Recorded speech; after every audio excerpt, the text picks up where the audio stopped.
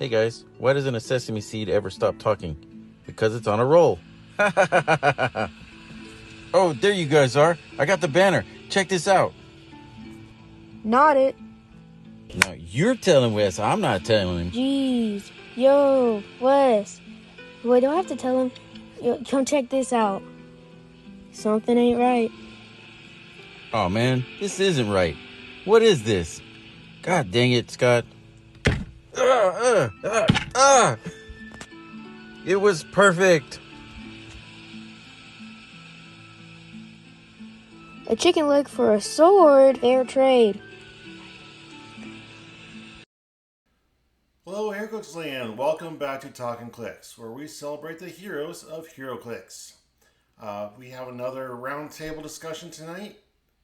Members of my roundtable are Scott Johnson, aka Missing Link. We have Antonio Clark, and stepping in for Jay. Jay's busy, so we decided to proxy him in with Kevin Manning. Hello, Kevin. Hey, thanks for having me. Technically, Jay's wife has a birthday today, so happy birthday. Oh, Yeah, happy birthday. Yeah, to happy Jay's birthday. wife. Yeah. And just forget the birthday, say I'm sorry, and buy her some rose Come tomorrow. talk Clix with us for No. a couple hours. That forgiveness is harder to ask for. So you just go with the permission, and if you don't get it, then you go handle your business. Yeah, I'm all for Jay just taking his time with his wife and having that personal time. I'm not going to complain about that. We're glad to have you here. All right, so to start off today, I wanted to shout out the website that I rolled out live today.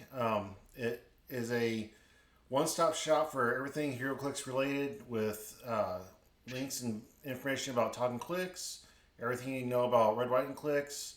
I'm going to be adding a store for Clix creator John Hoffner, our sponsor, for everything you can 3D print. He'll do it for you, and you can do all that straight from the website. And it's all in one spot, so you don't have to, there's link station units and everything else. So you don't have to go all these different sites. They're all in one spot. And it's going to be constantly evolving, so keep checking back. All right, so let's get started today. Thanks everybody for being here. I want to get right into Lantern Legacy. That's been the hot button topic for everybody in Heroclix. I don't know. There's been another hot button pop up today. What's that? The auto-generated names for HC units. All right, so I don't think it's a big deal. Like, I don't think that anybody's going to, get butthurt and leave the game for it. But if you start building with Sakaran Iron Man, how many teams are going to be called Sakaran Iron Man Mob or Sakaran Iron Man Squad or Sakaran Iron Man Team? Everybody's going to have the same stinking name if they're all using the top three pieces. It says that it's going to be AI generated, so I don't know what that entails. Oh, you haven't checked it out yet? I have not. It took all my previous team names and just made it something Army, something Squad, something Mob. I do know that when you change the picture to one of the figures, it just changed the name. And yes, it is the same thing. So if you had Sakaran Iron Man and just throwing out there,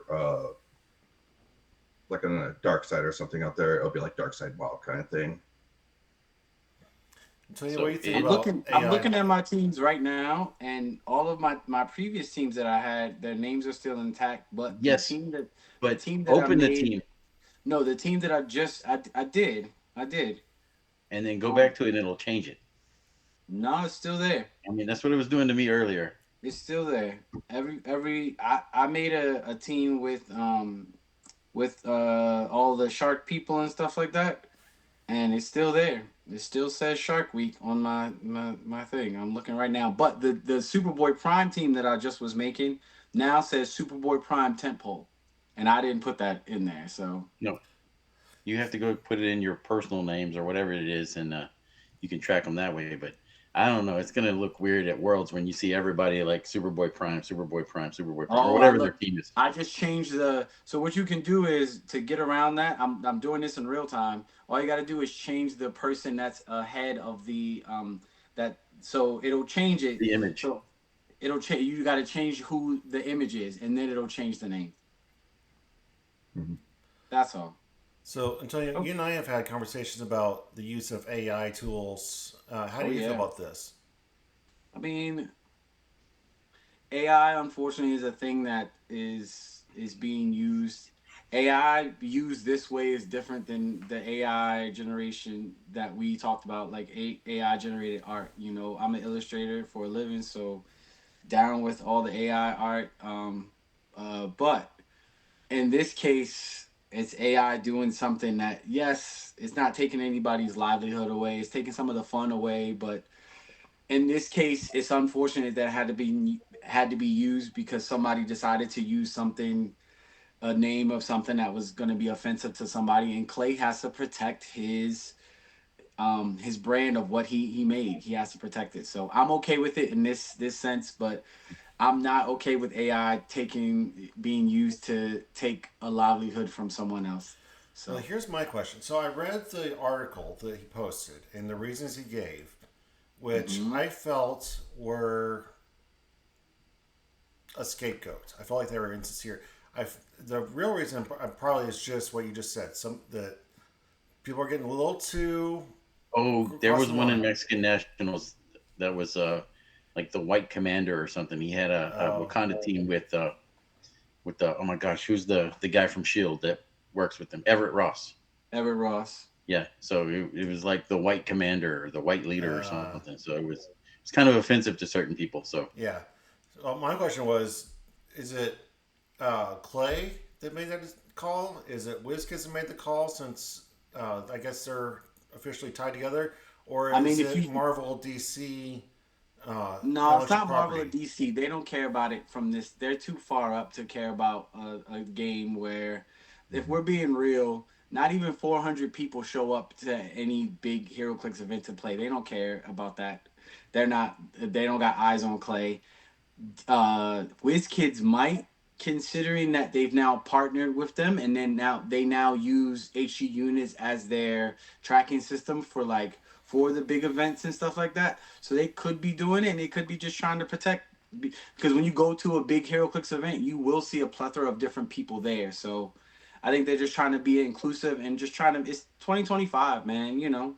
Come on. Yeah, my wife was giving me a lot of crap because she thought that Scott and I were a little too excited over getting 100 subscribers. I'm like, honey, there's only like 1,000 people in HeroClix, so we got like a tenth of the population. That's pretty good.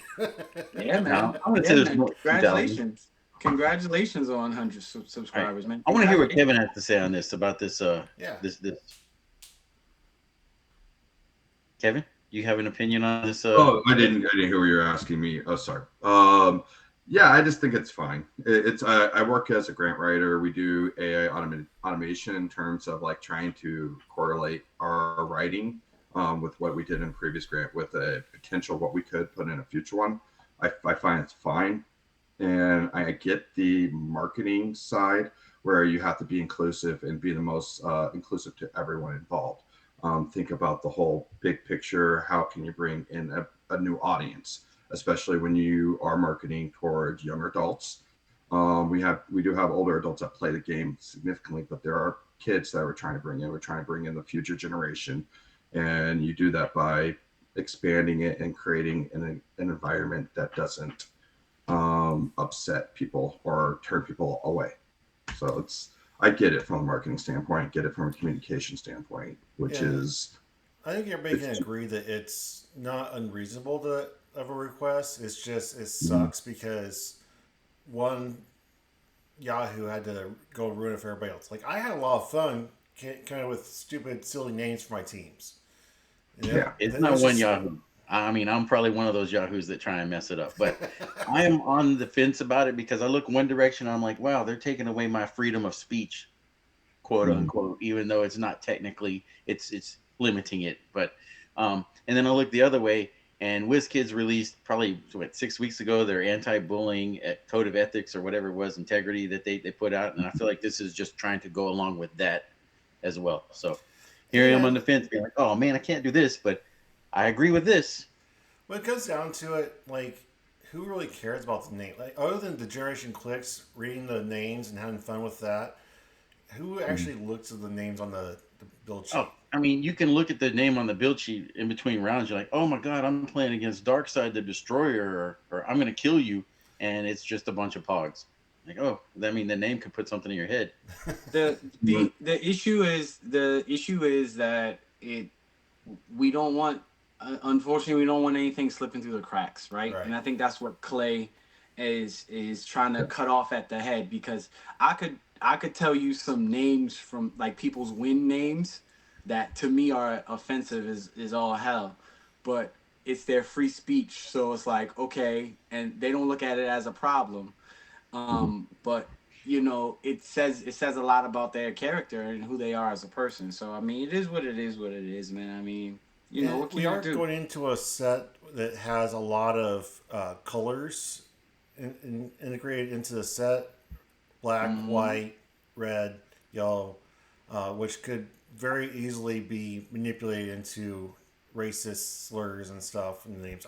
I get it. It just kind of sucked. Like I'm not mad about it. I just really enjoyed that aspect. I thought it was really cool. And then wasn't that long ago that Clay made it a necessity to build a team that it had to have a unique name. So Yeah, it and it was weird. sucks. Like if we're being honest, it does suck. It's Yeah. no two ways around it. It Yeah. actually does suck. It sucks that people can't have the people like Scott, like that feel exactly how he feels. Like you're taking some of my fun away. Again, I got HC units open right now. I got tons of teams, and coming up with a name is very fun. And it does suck that we had some people that just spoiled it for some other people. But we do live in a world. I appreciate again that we live in a world where we're actually thinking about people's feelings outside of our own. You know what I'm saying? I appreciate that. Yeah. I agree. So let's. And just one last thing. Yeah. It's also just following a trend within the gaming community overall, where they're removing the waifu stuff, they're removing the offensive, over sexualized type of cards and type of playmats that people are using in card games. And now this is just another element of just trying to be again cognizant of who their audience is and who's out there. Right. Anybody else have anything about this before we move on? I'm good. All right. I'm good. Let's talk about the errata that just dropped. Does anybody have it in front of them? Oh, the one where all the lanterns, blah Lanterns are blah blah. illegal. Galactus has improved targeting and hindering, which he should as Galactus. Yeah. Spider Man, the free comic book day Spider Man, and no one's ever going to use his number is different or something like that. I was like, ooh, is an errata in this piece?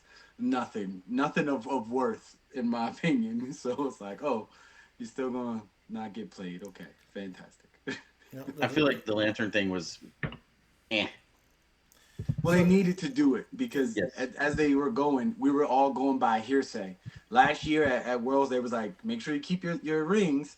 And then people like Brian Galley and Brolin or PJ Bolin, they had said, hey guys, this stuff is legal, but there's people that want to make sure that they don't roll up to Worlds with a BTU card, and then somebody says, well, that's not legal, and then they can't play it. So it was good of them to do that now that we definitely know Lantern Legacy is going to be legal at Worlds, for people to make sure they get all their T's crossed and I's dotted.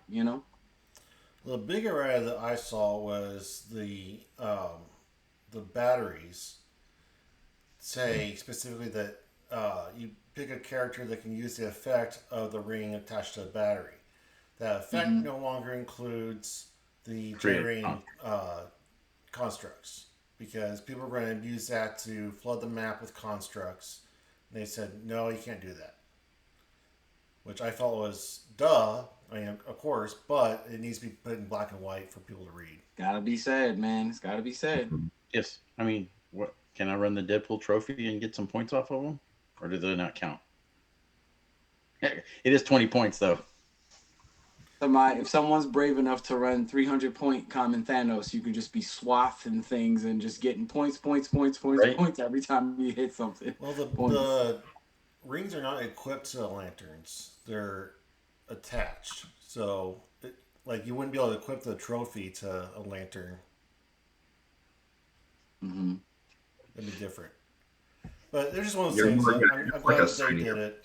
license kind of thing. Yeah. All right. I'm just trying to get the pull up the rata here on my end. Can someone send it to me just so I can be able to? I didn't see. I only saw the batteries part. That's all the part I That's saw. the only one I really looked at. Yeah, I in one of my chat group Heroclix chat, somebody just took screenshots of the exact pieces. That's how I knew like Galactus got the hindering thing, and Mm. again Spidey with nothing. But yeah, that's I mean, Can we just call him yay Hot for Fresh Spidey? you know, if I win Worlds, he might be on the list of characters that I would want to make. Just maybe, just maybe. All right, so I'm just curious. I'm gonna go on a tangent here. How many Clix chat groups is everybody in? I think I have 1, 2, 3, 4, 6 groups I'm in. Okay, what do you consider a group? More than two? More than 2. I'm probably a part of like 4 or 5 different, like 2 or 3 or 4 or 5 people type, if not more groups. Is I'm there, probably in like 10. every time something drops on Facebook or Wizkids announces something, my phone just won't stop buzzing. It's just buzz, buzz, buzz, buzz, buzz. I'm like, oh, something happened in Heroclix because all my chat groups are going nuts. Y'all are more popular. Nobody wants to talk to me. Nobody likes me, so I'm in one. But the one I'm in is very good, as a matter of fact. There's the one that I'm in. There's some very important people in that very one. So that one I'm okay with. But yeah, I do talk to a lot of people though. A lot of people hit me up for individual, like again, me and Kevin, we talk clicks. Wes, Mhm. you and I, we talk clicks. You know what I'm saying? Scott and I have talked, since I started doing this show. Scott and I have A little bit. individually talk clicks here and there. I talk with clicks with people like that. You know what I'm saying? But one active, I have one. I'm in 2 technically, but one is pretty much active. So yeah. Oh, so I neglected to mention this is the first time I've seen Antonio since he sent me the drawing of my wife and I. Want to thank you so much for that. It was You're great. welcome so much. Um, It was great, man. my, April's amazing. I met my wife years after I got out of the service, and she's always said, "Oh, I wish I'd known you back then. I could have welcomed you home from Iraq and stuff." And so I asked Antonio to draw a picture of her and I at when we were about that age at that time if we'd been together, and he did a beautiful job with it. So thank you very much for that. I appreciate it, man. I appreciate it. I appreciate it, man. Y'all been together for a long time. She's a great woman. You're a great guy, man. So I'm glad that it's all. I'm always glad when I get commissioned for stuff. Again, Kevin's a great writer, and he and I have some stuff in the works too. You know what I'm saying? Mhm. So yeah, fun times, fun times. Is there anything that you guys can talk about yet, or is it still working on? Nah. Okay. Nope, Nope. nope. It's more the secrecy. All right, now I'm ready to get into Lantern Legacy. Yeah. Are Let's you? do it. Let's do it. All right, so everybody, I want to hear. I don't want to do a full rundown of every piece because one, this site is huge. Two, every other podcast is going to do the same thing. I want to hear your favorite shout out piece of every rarity. So we'll start with Antonio. What's your comment that you love? The comment that I love the most is, without question, the question. Um, the question is, I've got to play him twice in the 2 pre-releases that I did, and I just think for 30 points, having a piece that can shift between the 3 top things 3 top support powers, having shape change traded, having stealth traded, being a wild card. And I mean, if you want to get crazy with him, you can add what is his name? You can add uh, a tune to him since he's a martial artist and give him 6 range. Because if you want to, and then make all of his stuff penetrating, if you want to get crazy, and the free smoke cloud helps. I think in pulp he's gonna be a star. He's a star in pulp. But just as a figure, if you play him in sealed, he's an auto play. And I just think as a figure overall for 30 points, he gives you a whole lot of bang for your buck. Awesome. Well, you, Kevin, what's a common figure that is starring shining star in a set? You're muted, bud. We can't hear you. Here I go with me and my mic. There you go. Hey, so I like the Kyle Rayners in the set, but if I'm going to pick one, I'm going to go Space Dolphin in the commons. Simply because you got that TK, the Empower, but people are going to overlook the fact that Space Dolphin can actually carry people within range. As long as Space Dolphin can copy the team ability, copy Green Lantern team ability, carry everybody that has Green Lantern team ability, and you don't even have them adjacent. You have someone who can escape with phase and teleport, helps your empower your team when you need it, and then it's just a fun figure to have on board in general. Well, you, Scott. No, you were supposed to go first, and you skipped out on this. Yeah. So mine was the Batman 003. He has the trait of deals penetrating damage to characters with Green Lantern or Herald keywords, which at least right now is a high percentage. After Worlds, it's going to be virtually every team. At least one figure is going to have that. And then when he gets, he also gives him an action token, which it's not broken, but I think that could be really useful. I think the big thing is for 55 points up close, you're getting sidestep, 12 attack with the close combat expert, and then combat reflexes. So he's devastating up close. He's got his Batman TA, so he's going to be in stealth. And if you go up to him with a Green Lantern or a Herald keyword figure, you're getting punched in the face really freaking hard. So I think that's pretty good for a common. Yeah, he's 55 points, but what do you want? All right, my turn. Yeah, absolutely. I'm gonna go with the 01C, Hal Jordan. I believe he's the Orange Lantern one, and I feel like the ability to just you're gonna attack me. All right, I'm gonna take your defense power. It can be a special, so go ahead, attack me. I love it. Remember, it's displayed defensive power. Yes. So I went up against. I had a Kilowog, and all he had when Kilowog attacked him was ESD instead of the traded impervious that he has. So I mean, he may not be the best. I mean, I No, but like he's good. that He's aspect, but because it's I don't like probability control, but I do like the fact that hey, I'm coming, and you're coming at me, and I'm going to get something that you're showing, which is not expected half the time. He's 50 points, so yeah, I'm going to lean on him. And that plasticity is massive with locking people down. It's really good. Impulse wave to take away, like trying to get through like high defense and high stats, reset stats. And he doesn't gain the defense powers of who's attacking him. It's any attacker. Anytime an figure attacks, he gets their defense powers. So in case you want to do a sneak attack and you hit him, he's just going to always have that defense power. And people that have multiple powers, he's going to be able to get both. Yeah, and I love the pulse wave on him too. Yep, he's a great piece. For the uncommons, I want to shout out my boy, White Lantern Batman, 018B.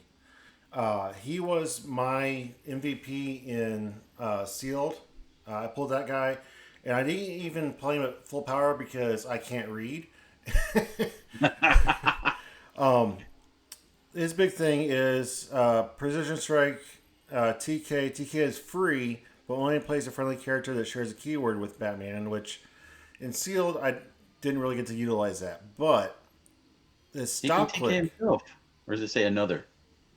No, it just says only place a friendly character that shares a keyword with Batman. So you could friendly to himself. Yeah. Always friendly to yourself. But the thing that I screwed up was the stop click. On click 8, stop, regen. Regen is free, but only if a friendly character healed this turn.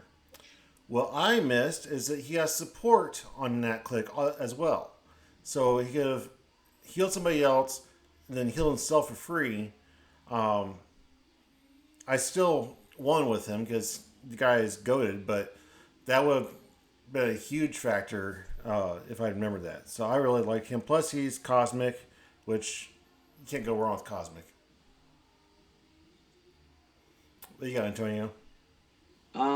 For mine has to 1000% be the I really like the Lyra team up Love it. Love it. I played against a Red Lantern team with a. I played the Yellow Lanterns with Chase Batman, and against me was Lyra and Atrocitus and Dexstar and some other stuff. We played 300 on 300, and I got my teeth kicked in because Lyra gives everybody battle fury, and the Red Lanterns can carry each other. So with her being what she is, she's a damage dealing, machine. I think, since she has three bolts and can blaze three people, which is nasty and is still very rare in this game. And of course, poisoning after moving and stuff like that. Poison after being moved or placed is great. Especially in a set with a lot of, we were just talking about that Hal Jordan. Oh, okay, I can move up to that Hal Jordan, and now I can just poison him. Um, and that's always a good thing. And yeah, that Lyra, Red Lanterns need one carry, even though we're in a close combat place now in the meta. The Red Lanterns need one person to make them really, really, really good. There's some good keyword cheating stuff that's out there, but the Red Lanterns need one other person to be really good to make that kind of a viable thing. It would catch a lot of people by surprise. It's almost like if we brought Lamp back into the game, where you're just poisoning teams half the time and trying to just get around it, and hopefully that you're not dealing with the guy with the red lantern ring out there who's just going to, I don't really care what you have, I'm just going to poison you. It was just so nasty because the bystander that Atrocitus and Dexstar, the Dexstar that bystander that Atrocitus makes, you can't ignore it. And if you ignore it, then it's just going to hypersonic blades you up. You know what I'm saying? But when you KO it, all you do is make a strong character even stronger, and then he's doing penetrating poison on you. It was very nasty. So that Lyra, all day. I love rolling blades, and she's a character that can essentially Ares. She's like Ares bomb light. When you rolling up to three people by yourself, and then just all three of y'all, I'll take that every day. Absolutely. What you got, Missing Link? No, it's Kevin, not me. Oh, I thought you said one. Oh, I'm sorry. No, I got one. I haven't said one yet. I'll probably go with 027 Hal Jordan, Blue Lantern. I think he's one of the most viable, top 10 figures in the set. Just be able, if he has a blue ring, he's pumping up your attack, bumping up your damage, bumping up your defense, replacing a lower defense to an 18. TKs, amazing leadership, just so many great things he can do. And so, with the Herald keyword, Herald's going to be a keyword to look forward to post rotation, especially with the Heralds of Galactus. He plays really well with that set. So you get a little bit of everything with him and can create a really strong turtle shell team. Honestly, just last night I had him on a Herald team with Larfleeze Chase, and that was really just all I was playing, that Lex Luthor, and ended up making Larfleeze up to 23 defense consistently. And he was alive too. So they couldn't hit Hal, couldn't hit Larfleeze. Nice. All right, I'm going with Beast Boy Dog. I can't tell you how much I love the Outsiders team ability. Sorry, you want to perplex me down? I'm just going to Outsiders my stuff before you even get the chance to. And he's got an 11 for 4 opening dial, and he's tiny, so you can carry him real easy all day, every day. I mean, I don't know what to say bad about him. His dial it's a little long, but it drops off after the first couple of clicks. But I don't know. I love the Beast Boy. So he took down the Superboy Prime, that Beast Boy. He would outsider, the person that was playing it would outsider his friendlies when they attack Superboy Prime, so they wouldn't get the -2 on the attack. So Outsiders is a great team ability. Yes, it is. I want to sit on that for a second because of the Outsiders thing. Because what is the piece that I have been preaching about since it's been revealed? Is the Sinestro Prime Sinestro, global effect. I hate it. He just says you don't get a positive modifier. But if I Outsiders myself and I run and shot, it's not a positive modifier. I'm locking my value at 10, and I can run and shot 10. Yeah. If I Outsiders myself in Hypersonic, I got my printed range. But we haven't talked about a single figure that doesn't have some kind of positive modifier built into it. I mean, Beast Boy. this set has a bunch. This set has that's why that Prime Sinestro is so good. But that's also why the Superboy Prime is also very good because with all the modifiers still being like, oh, you got close combat or range combat expert, that's fine. You still get -2 Yep. when you attack me. Fantastic. Were you saying something, Kevin? Oh no, it's just I was just adding on to what was being said. So no, I'm good. All right. That was uncommons. Yep. All right. So the rare I wanted to focus on, it was a toss up, but I wanted to land on Finder Jade. Again, I did not utilize her to her full potential when I played her because I did not read the full card.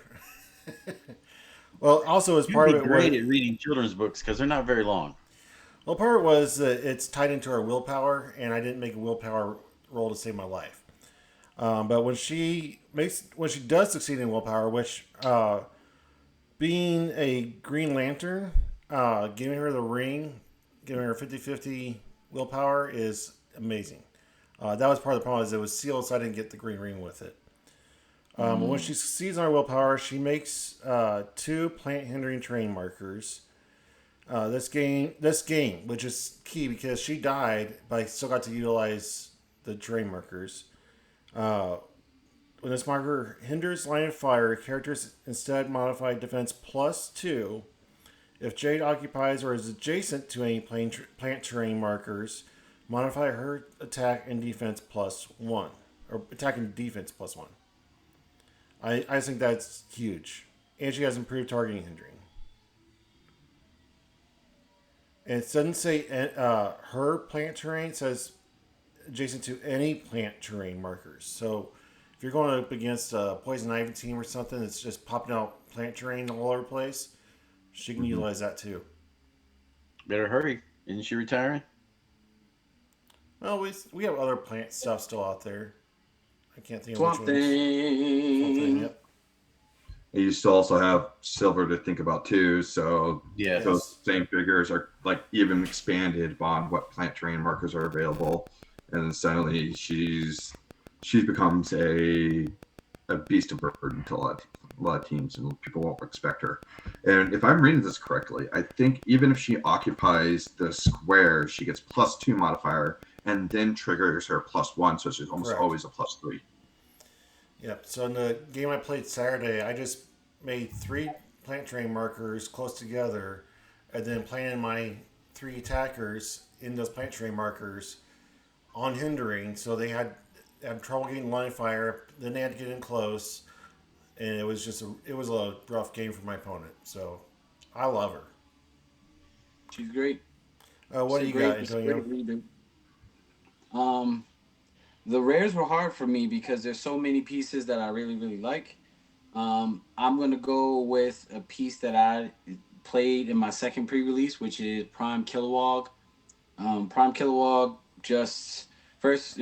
I was lucky enough to pull a Lantern Recruit with him, but in constructed, being able to make 2 free characters on the map that they themselves then can KO something, and it has no point restriction on it. So when they KO anything, they can make another one themselves, and then all Kilowog has to do is roll his leadership, and then he takes them from click I think like 4 or 5 to click 1 anytime he rolls it throughout the game.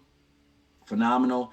Also, him having leadership traded, phenomenal. Him having the impervious, and when he makes his willpower, like it was just said, if you give him the ring, the green ring, then he gets even stronger with always making the willpower. So he'll always have the impervious. In constructed, he is either going to get the broadsword just so he can have that base 19 and be able to blaze from range. Especially on those flurry clicks if he gets those, or if you want to do the basic like everyone is probably going to do, which is the destroyer armor. Destroyer armor works really well on him because now he'll get that 3 through 6. He has impervious that reduces damage that can reduce penetrating damage, and a 12-4 close combat expert, and super strength, so you can just pick up the heart-shaped herb if you need to, carry that around, and then heal yourself back up. On top of the fact that, again, he's a Green Lantern and he's PD. That's two great team abilities. So, again, every time I played him, I rolled a 5 right on that leadership right away. So my recruit was on click 1, instant go. So even if they got hit, who cares? Because I can just roll one leadership, and then right back up to full. So I love this Kilowog. The sculpt is amazing. It's very like intimidating, and those stats that he have is great. I would never play him at 50 points because I'm that kind of guy, but at 100 points, I think he's very much worth it. Right on. Yeah, Kevin.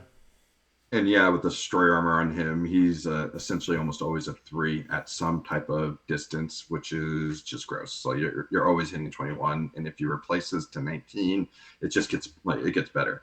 I had like Kilowog as my close second to what I wanted, but I wanted to kind of throw a wild card out there, and I actually think Gambler is one of the better rares out there. I think during the previous season, he was overlooked. A lot of people were down on him, and they didn't like the fact that he heals people if he misses his rolls. But Heroclix is a game of probability. The best chances that you're going to create for yourself is usually within the 48% range, 45% range, and Gambler's already instantly changed into 50-50.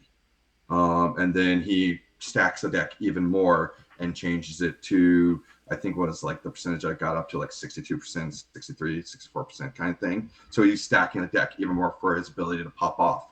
And all you have to do is just start lining up your play team and go, this character is going to take off top click damage. You're on your click before your stop click. I'm going to do 2 damage to you. You're dead. You don't even get your stop click. He just gets around all that in a game that's close combat with a Spider-Man team ability out there, with the Wonder Woman team ability out there for if you want to go back to Masters of Time. So there's abilities out there that can help support him and keep him on board, and he can easily get his range up to 7 and start just like flipping coins and making people regret that they're not going after him first. Right on. All right, I'm going a little unconventional. I'm going to go with the standard logo, not the Prime. I like this kit that he's got. He's a little expensive, but I like the Perplex. And then if I Perplex an opposing character, they have Battle Fury, which we just talked about with Lyra, just passing it out universally. I feel like giving out Battle Fury is gross. And then anytime somebody uses willpower, he heals one. And they got to succeed so he can heal. And then he's got automatic knockback and close combat expert. So yes, please. I love the stats. Again, I think his dial looks short, but with the amount of healing that you can get, if you got a bunch of willpower on your team, he's going to be hard to put down. They got to really focus fire. I've seen him play twice, and I've seen him kick people's teeth in all 2 times that I've seen, like all those rounds in sealed. He does so well. And he works well with the Space Dolphins and the dog. He works so well with himself. With all the stuff that's based around him, he works super. You give him the chain. Now he's got an 8 square swing, 9 square if you put one into his movement with the Perplex, with that 12-5, and then you can just place the dog right in front of him, so the dog can now blade you right after. He's super gross. Yeah. The Kilowog I faced in pre-release, it was the only team I lost against because he had 2 empowers from range with the Scar or Seed or whatever his name is. Yeah. And then he had put the chain on him, and that Kilowog just hit like a truck. Oh, Kilowog? Yeah. Giant Reach 3. That's Giant Reach nasty. 3 with double empowers. He was hitting for 7. That's a 9 square swing. That is a 9 square swing by him. Like, oh my gosh, him with chain. Oh, he just one punched one of my main attackers, and I was like, I don't even want to play this out at this point. Like, this is rough. One punch. All right, so for the super rares, I'm going to shout out Prime Sinestro. No. Go for it. If that's what you want, talk about him. I do not want to talk about Prime Sinestro. He's already talked about Prime Sinestro for like the last month. Do it for the content. Do it for the content. I'm going to talk about The people want to sonar. hear Who your opinion, Wes. I think I pulled sonar in every brick I opened. Oh So yeah. if anybody wants a sonar, I got extras to spare. Um, I like him. I like him. He's good. He's gonna see From play. he just hands out shape change, uh, which I don't. Okay, I didn't understand this part of it. The last half of the trait, he hands out shape change, but only when an opposing character makes range attack. See, I didn't read range attack. Okay, so they come in close. Doesn't matter. But the pulse wave, when sonar uses it until your next turn, opposing characters have when this character would roll a single d6, instead the result is 1. So your blades, your willpowers, your leaderships, all automatically fail. That's why you're gonna see him, man. Somebody's gonna put destroyer armor on him and just let him kind of go. Someone's gonna figure out a way to blast to you put what's that Heimdall sight on him. Let somebody pulse wave. He now pulse waves 8 range now and gets you, and then now all your things are one. Get out of here. That's good. And he's Yeah, your passed. iconic So, Spider-Man can now get smacked. what's that? So that iconic Spider-Man can now take a hit. Yep. And he's got passed, so he can be an Avenger with the Yep. quartet. Like Yeah. the range of possibilities with this guy is crazy. For 70, 25 that's points, great. which I don't know anybody's going to play him at 25 points. That feels silly. There's better 25 points in the game than him. Yeah. You know, one stroke from an average team. Who wouldn't want to take him out for the points? He doesn't do anything exceptional at 25 points until he takes a hit, and 9 times out of 10 after that, he's probably just gonna get KO'd. So Maybe if he had some kind of stop click or something, but 4 clicks for 25 points. I mean, 4 clicks for 25 points is pretty good, but with only a 17 ESD. It's no Scott Porter, but no Scott Porter. You ain't never. It's no copycat, is what it is. It's no copycat. Yeah. I tell you that. Or Scarlet Witch. Well, it's none of it, or Scarlet Witch. We're spoiled on point values. What do you got, Antonio? So I. Oh, wait. What do you got, Kevin? You're muted. hey Kevin, we can't hear you. You're muted. All right, sorry. I'm not like I'm trying to mute it so like don't hear chair squeaking or anything. So no, I like Sonar a lot. I also think the team that people might like be interested to try him in is Time Stealers. Now the one thing they have a problem is getting up close and being able to take damage. He goes out there, pulse waves a team, gets some damage that can't really hurt your team back. You could start doing some wild things. So sorry. Yeah. I love it. That's He's good. Sonar. He's good, man. He's good. I got him coming in the mail. For me, this was very, very hard, but I actually have to go with I got to go with my boy John Stewart, man. For so many different reasons. One, because the main reason why is because John Stewart actually looks like he's a fighter and a hero and a soldier, versus I'm on my knees like why? Like they did him so dirty in Batman Team Up with that sculpt and with the dial realistically. But this version of John Stewart, this Prime is absolutely insane. It was almost Sinestro, but this John Stewart is just so good. Mind Control traded on me automatically. I love it because I love Mind Control. It's my favorite power in the game. But aside from having the ultraviolet stuff, I just absolutely love that with the traded exploit weakness means he does penetrating on everything. That he's going to be up close. He's a close combat type of character. 2 bolts on characters like this. I think all close combat focused people should have 2 bolts. I'm glad that he does. And then when he hits you and gives you the ultraviolet core keyword, he takes away your use of equipment, which gets around someone like Ultra Chase Collector, because Ultra Chase Collector just says you can't take away my equipment, but this John Stewart says you can't use the effects of it, which is just so nasty. Like Legacy Odin. I mean, on top of destroyer armor, all he's got to do is all him or some of the ultraviolets got to do is hit once, and now you're just a big giant, or not even. Now you have nothing. You have, and that's as long as he's on the map. And then him having the outwit, and when an opposing character is hit with mind control, it doesn't say him. It says when an opposing character is hit with mind control. After resolutions, deal that character 1 penetrating damage, and until your next turn, they can't use protected outwit or safeguard outwit. It just so happens that again, the ultraviolet ring gives you mind controls. Serpent Crown gives you mind control, and any of the ultraviolet people give you or give you access to mind control. I absolutely love this piece. This is easily in my video on my page, my top 3 of every rarity. He was my number 1 super rare, and that's my choice for sure. Like again, I got him in the mail coming, and I cannot wait to play this figure. Well, you know who just pulled one?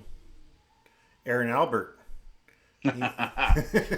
in our live giveaway. Yeah, Nice. we did a live giveaway for our celebrate our 100 subscribers, Sub, and yeah. I gave away Brick. Opened it live on stream.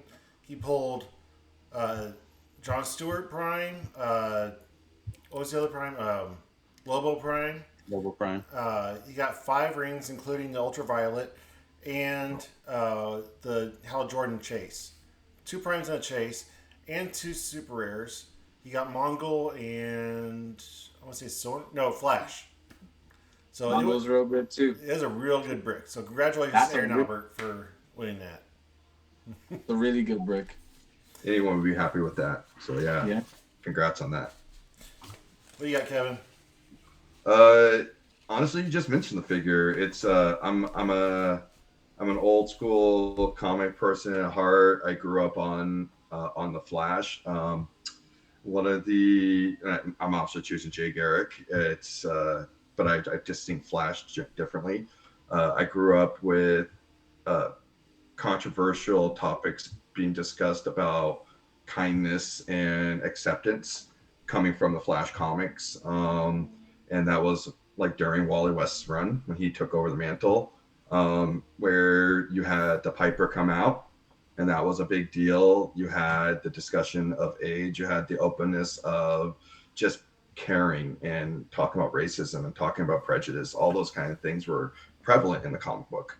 And one of the primary characters later on that became a mentor to Wally was Jay.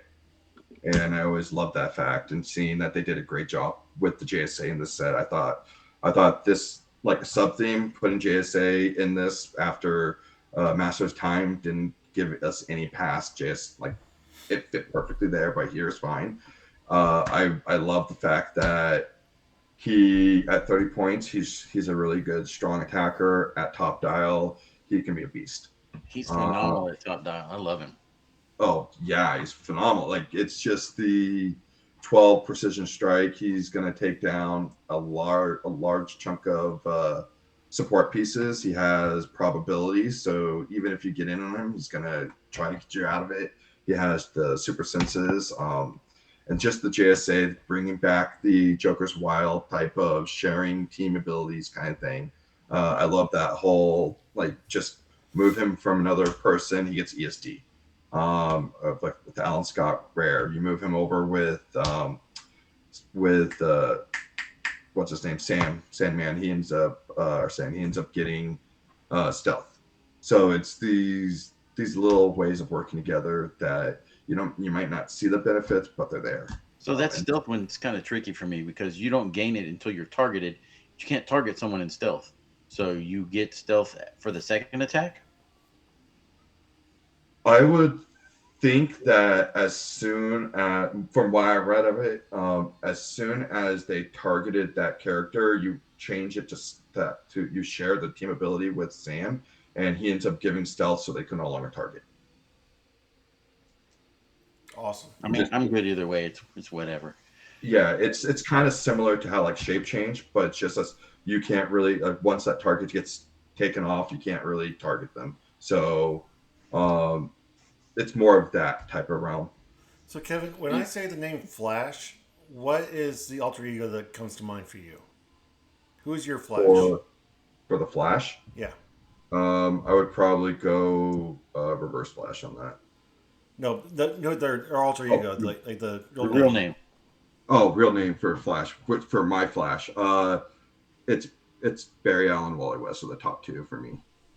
Like there, I love Bart. I love the fact that they kind of expanded that now in the comic books that everyone's kind of the Flash a little bit, which is a little cheeky way of paying homage to everything. But Wally's right now the Flash, permanently. Well, you, Scott, who's your Wally all Flash? day. But Wally, man, Wally's the for what Kevin said, man. Wally had the most footwork for the Flash, and the Flash is who the Flash is today because of Wally, not because of Barry, not because of anybody else. It's literally because of Wally West. And if you think otherwise, you're lying.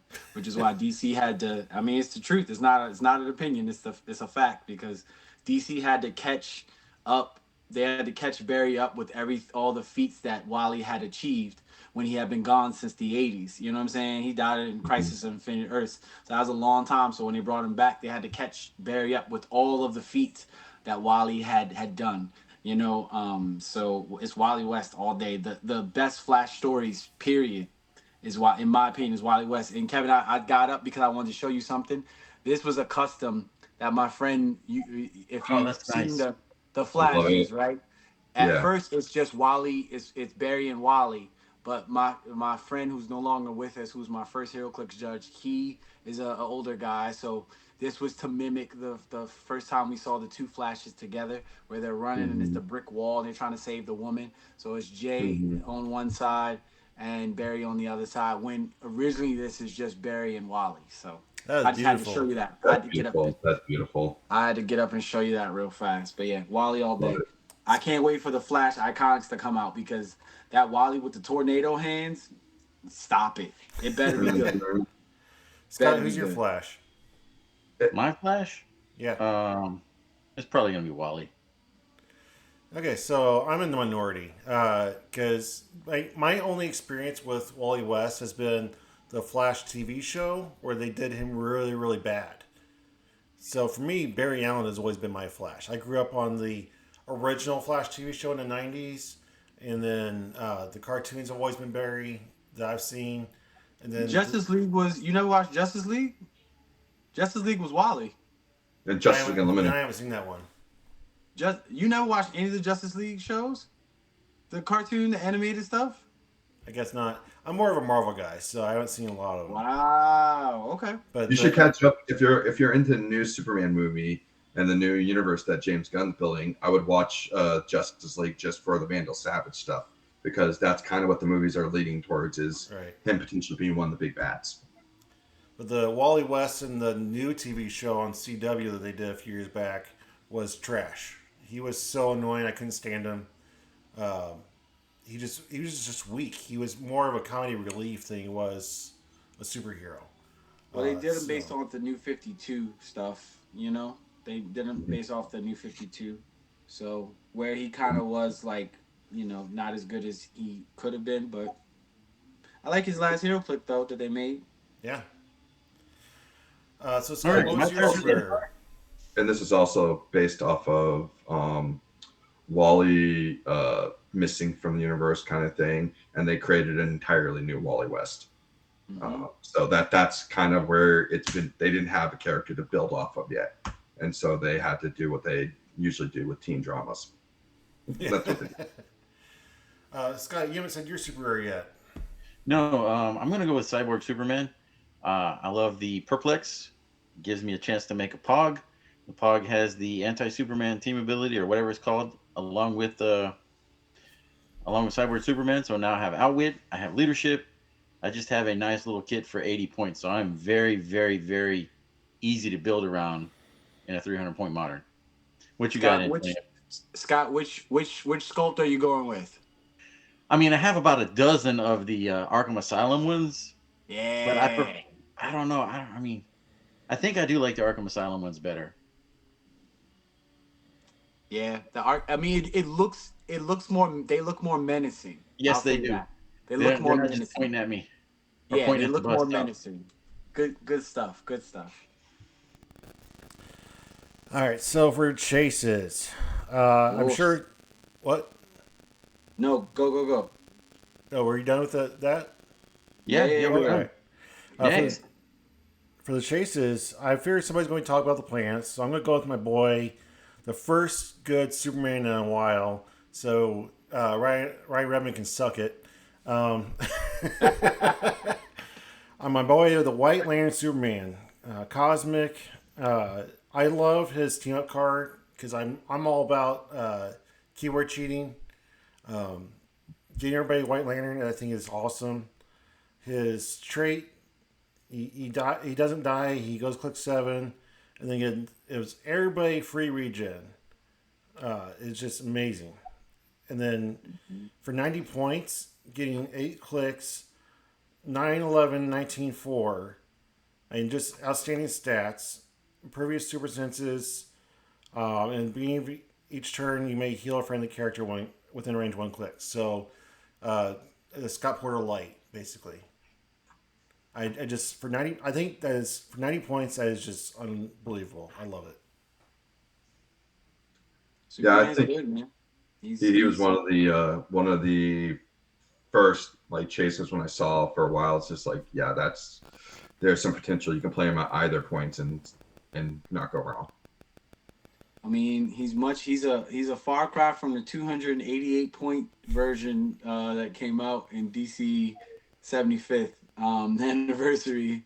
He's no longer waiting for the bus. Yeah, he's no longer exactly. waiting. He's no longer waiting for the bus, and he's no longer bloated points wise. This Superman is amazing. So sculpt looks amazing, like you said. The team up card is amazing. I'm just looking He's forward to great. hearing Ryan Redmond's review of it because he's so anti Kryptonians. I'm a little behind on my podcast listening, so I don't know if he's already talked about it, but I want to hear him eat crow and gets to the Superman. I mean, I have a friend who doesn't like any of the Superman, and even with I'm of the mindset of when you give a strong character a power up, they should be ultra powerful. So in essence, Superman's numbers realistically are low for like an actual just base Superman, Right. considering that we have Superman Prime in this set. But now you give him a power boost, he should be Superman Prime or higher like levels, but that's not how necessarily Superman fights. The fact that he can do 12-5 to you on his own is crazy. You know, they tried to take it back to the old school, like Superman can hypersonic up to you and hit you essentially for 5 damage, but without doing it, he's a great piece.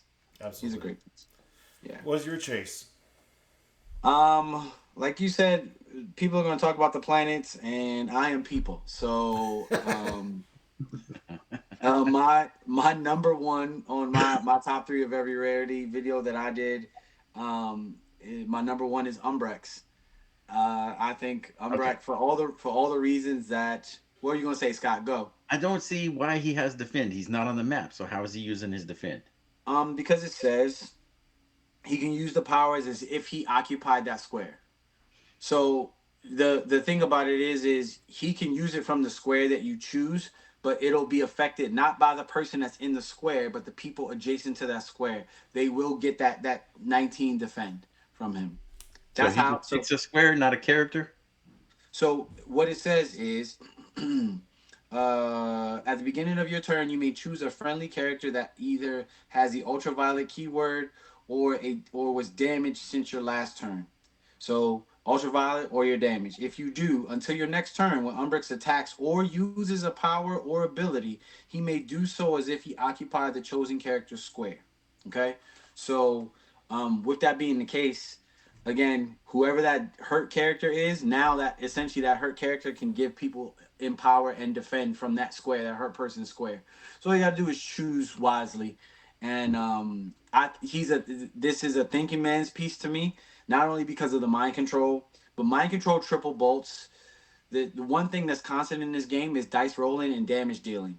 So somebody on your team is going to get damaged, and once that person is damaged, now I mean you can send whoever you want in to get damaged, and then all of a sudden now when you're damaged, all right, well now Umbrex can not only prod from your square, TK from your square, use barrier from your square on that's on the first click, but potentially always start pulse waving from your square. Like it's going to I cannot I just literally right 20 minutes before we jumped on here, I made a trade for him. He's coming to the mail. He's about to get shipped to me tomorrow.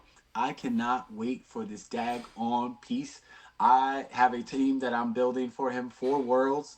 So again, mind control, three bolts, mind control with 4 range. Once somebody's in the, it doesn't even matter that he has 4 range because the character that you choose is probably going to be in the scrum anyway. So you're going to get that mind control off for more than characters, more than 4 characters. He's a colossal, so he can see over everybody. The values I don't even care about. Like, again, I got a team for him, and then again, when he uses that mind control, taking your team taking your keywords away, people don't understand how important that is with leaderships, with masterminds and stuff like that, and with look what we just said for the White Lantern Superman. Now he takes that White Lantern keyword away, so that can potentially affect your team and stuff like that. I can't wait till you. This is my favorite piece out of the set, next to Prime John Stewart and the Sinestro. So Umbrix, that's my chase for sure. Now, why did they knock it down to 19 before they give him defend? Whereas Mogo doesn't lose his 20 defense. I think they just wanted to keep him different from Mogo. You know what I'm saying? They really wanted to keep him different from Mogo, and Mogo is the one that should have actually gotten to defend. If I was a designer, Mogo should have been the one to defend because Mogo is the one that actually essentially defends the rings. Mogo is the one that makes it so that the rings go out to dead people. It's Mogo that is the power behind that. So Mogo essentially I think should have got the defend instead of Umbrix, but I'll take it. I'll take it. I mean, 19 defend, 20 defend. It's. I'll take it. If you listen, it's people nowadays again, that's why Prime Sinestro needed to come. Because now you can get up to 13, 14, 15 attacks. But now when you say I need you to hit the 19, but you only have the 11, okay, go ahead and do that. You know what I'm saying? There's ways to make it so that, well, I have a high defense and you only have your stats. And like Kevin had mentioned earlier, in silver, we do have Black Leopard, which can be like, oh, you only can get max this. I can't wait. It's so much fun. So much fun. What you got, Kevin? And then just the synergy with Umbrax and the batteries is insane. Because once you get the batteries low enough and then they start taking damage from the constructs, they just go 1-click damage, Umbrax is right there. And when you have a character like Green Torch who can carry the batteries around and move the batteries middle of the map and suddenly you get in the range everywhere, Umbrax becomes a major problem for that kind of thing. So it's, yeah, what are you saying? No, I was just saying, wow. Like, I wasn't even thinking about that. I thought the batteries had it mobile. I thought they had it mobile, but that's cool. That's been a point of contention. A lot of people are arguing that they should be immobile, but they aren't.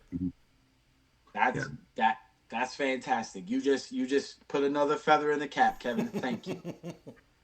Hey, I'm here to help. And there's a lot of characters that can carry them, i.e. Collector can carry a battery. So there you go. That's going to be something to see. Like people put a battery on Collector. Collector now can get any of the rings that's attached to any of the batteries. That's fun. But for me, I'm going to go with a little bit of Superman synergy here with Hal Jordan. I think if you look at the stats and everything, we think about post rotation. Spirit of Vengeance, Red Hulk is losing Wolverine. Phoenix Wolverine, well, Hal Jordan's now his replacement. Because when Hal Jordan pops out, he's 12 Psychic Blast, Invincible. He's Charge Exploit. Charge Exploit, thank you, 4 damage, 10 charge. But the thing that makes him even better is that he makes 10 to 12 critical hits. And every time a crit hit is made, his stats go up 1. So you can stack this. If you're just getting 10 rolls of 10s, there's some dice manipulation out there with the team up card for Booster Gold. So you got some dice manipulation potential out there. So you can start now giving characters actual 10 attack, 10 damage. You move it into silver with the Gala. So now they're getting double 5s. So that's a 10 attack. That's a critical hit. And then you do 3 times before Hal even attacks. And Hal has a free running shot for 7 damage on his last click. And he has charge. So he's coming in like hot and heavy. So with that, he's only 65 points. He makes a lot of things go, and he has like a lot of good powers that just kind of mess up the game state a little bit. Awesome. What do you got, Missing Link? Well, I'm going to mention the piece, but I didn't pull it, so I'm going to let Antonio talk about it since he pulled it and played it. It's the Chase Batman. Go ahead, lay it on us what he did. Why was he so good for you? Realistically, you want a fun story? I pulled two of them in my product and in my pre-release. I traded both of them for both of the planets. Wow. I mean, people want the Batman though. I literally just what I traded Umbrix for. I traded Umbrix for. I got an Umbrix and a Prime Lobo for that Batman. Go ahead and tell us what you like about him, Scott. Tell us what you I like. love the top dial, of course, because he's going to be dealing that energy explosion, penetrating damage, and the fact that he's just like, oh, everything's hindering, and I got my Batman team ability, so you got to get close to me, homie. Mm-hmm. I mean, it's Batman, and it's Sinestro Batman, so he's not the Scorpius, Arkham Asylum sculptor. Was that the set he was in? Arkham But Asylum. yeah, Yeah, he's still chef's kiss. I love it. he's a great piece, man. And Top if to he can bottom. pull an Umbrax and a Prime Lobo for one, yeah, it's got to be good. The thing about it is people love Batman. They love variations. So if it wasn't for the fact that I want the planets more than I wanted Batman, I had to call a couple friends and ask advice like, "What would you do? What would you do?" Am I screwing myself? But I'll play Umbrex way before I play that Batman. And by the time I feel like playing after I played that Batman and his teeth got kicked in, I beat that Batman in a pre-release with a Prime Sinestro on the same squad, and then when I played him at home, he got his teeth kicked in by the Red Lanterns. So I was like, okay, all right, but he's a great Yeah, I mean, piece. the Red Lanterns are his weakness because the Red They Lanterns are want to be one up thousand close, percent. and he wants to be at range.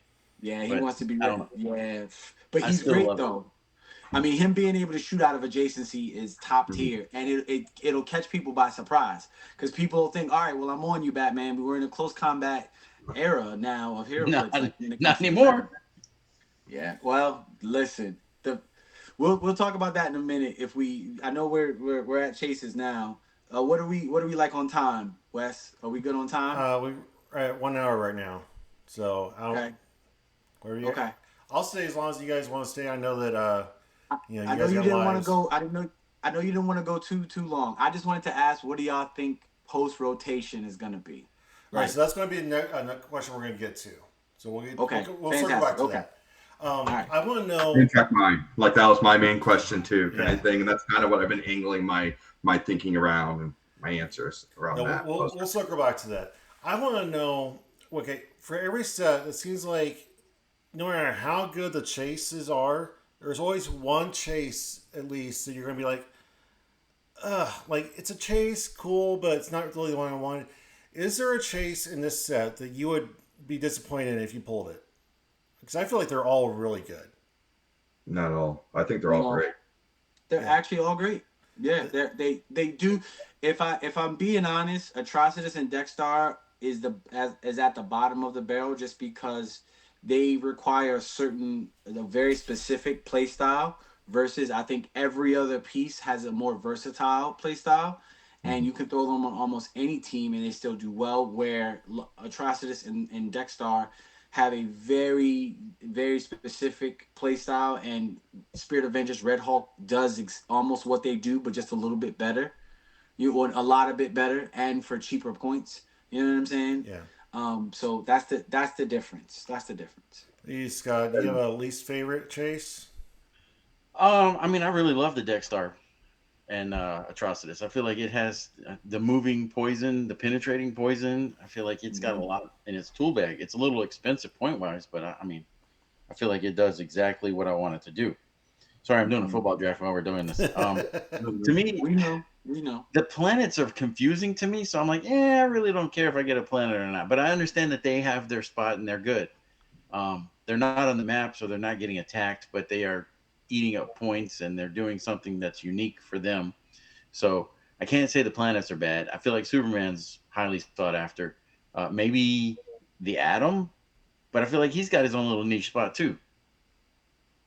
So I don't think any of them are bad. Yeah, I think that as far as chase themes go, they really nailed this one pretty good. They did a good job on it. So good job, Uh, Wizkids. I would Yay. say there's one chase that is two sets too late, and that is Black Hand.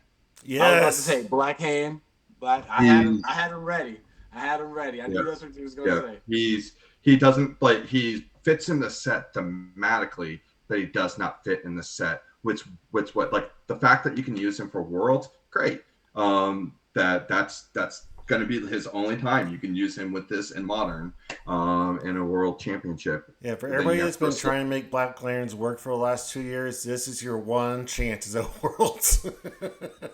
It's still and Beetlejuice still he's steals that thunder subjectively though. close.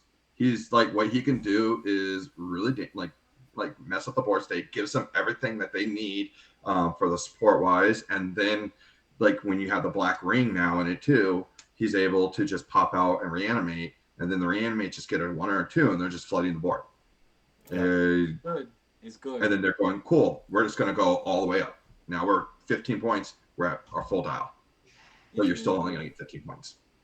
It's really good. All right, so now we'll circle back to what Antonio brought up because it was on my question list of the effect of Lantern Legacy on competitive scene going into Worlds and what will happen after Worlds, after rotation. So, like you said, like Black Lanterns, this is your day right now going into Worlds. Past Worlds, when everything rotates, what's Lantern's effect on the meta then? Are we just talking about modern, or are we talking about like pulp, or are we talking about silver? Well, we kind of cover everything on this podcast, but let's stick to competitive, not necessarily meta, but the broad competitive scene. Okay, I follow. Yeah. Oh, what you got, Antonio? I mean, two elephants leave the room. One elephant is still left, and that elephant is Spirit Avengers Red Hulk.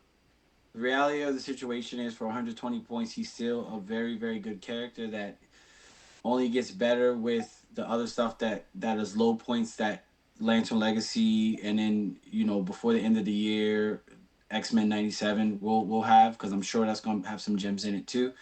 As far as Lantern Legacy, I think the batteries are going to be this biggest thing, because I think the rings by themselves don't do enough to warrant people wanting to equip them over the other stuff that we already have in the game, for the same amount of points. So, do you think that Considering that, people are going to change? Like, people already have their teams built; they've been practicing in CCOs.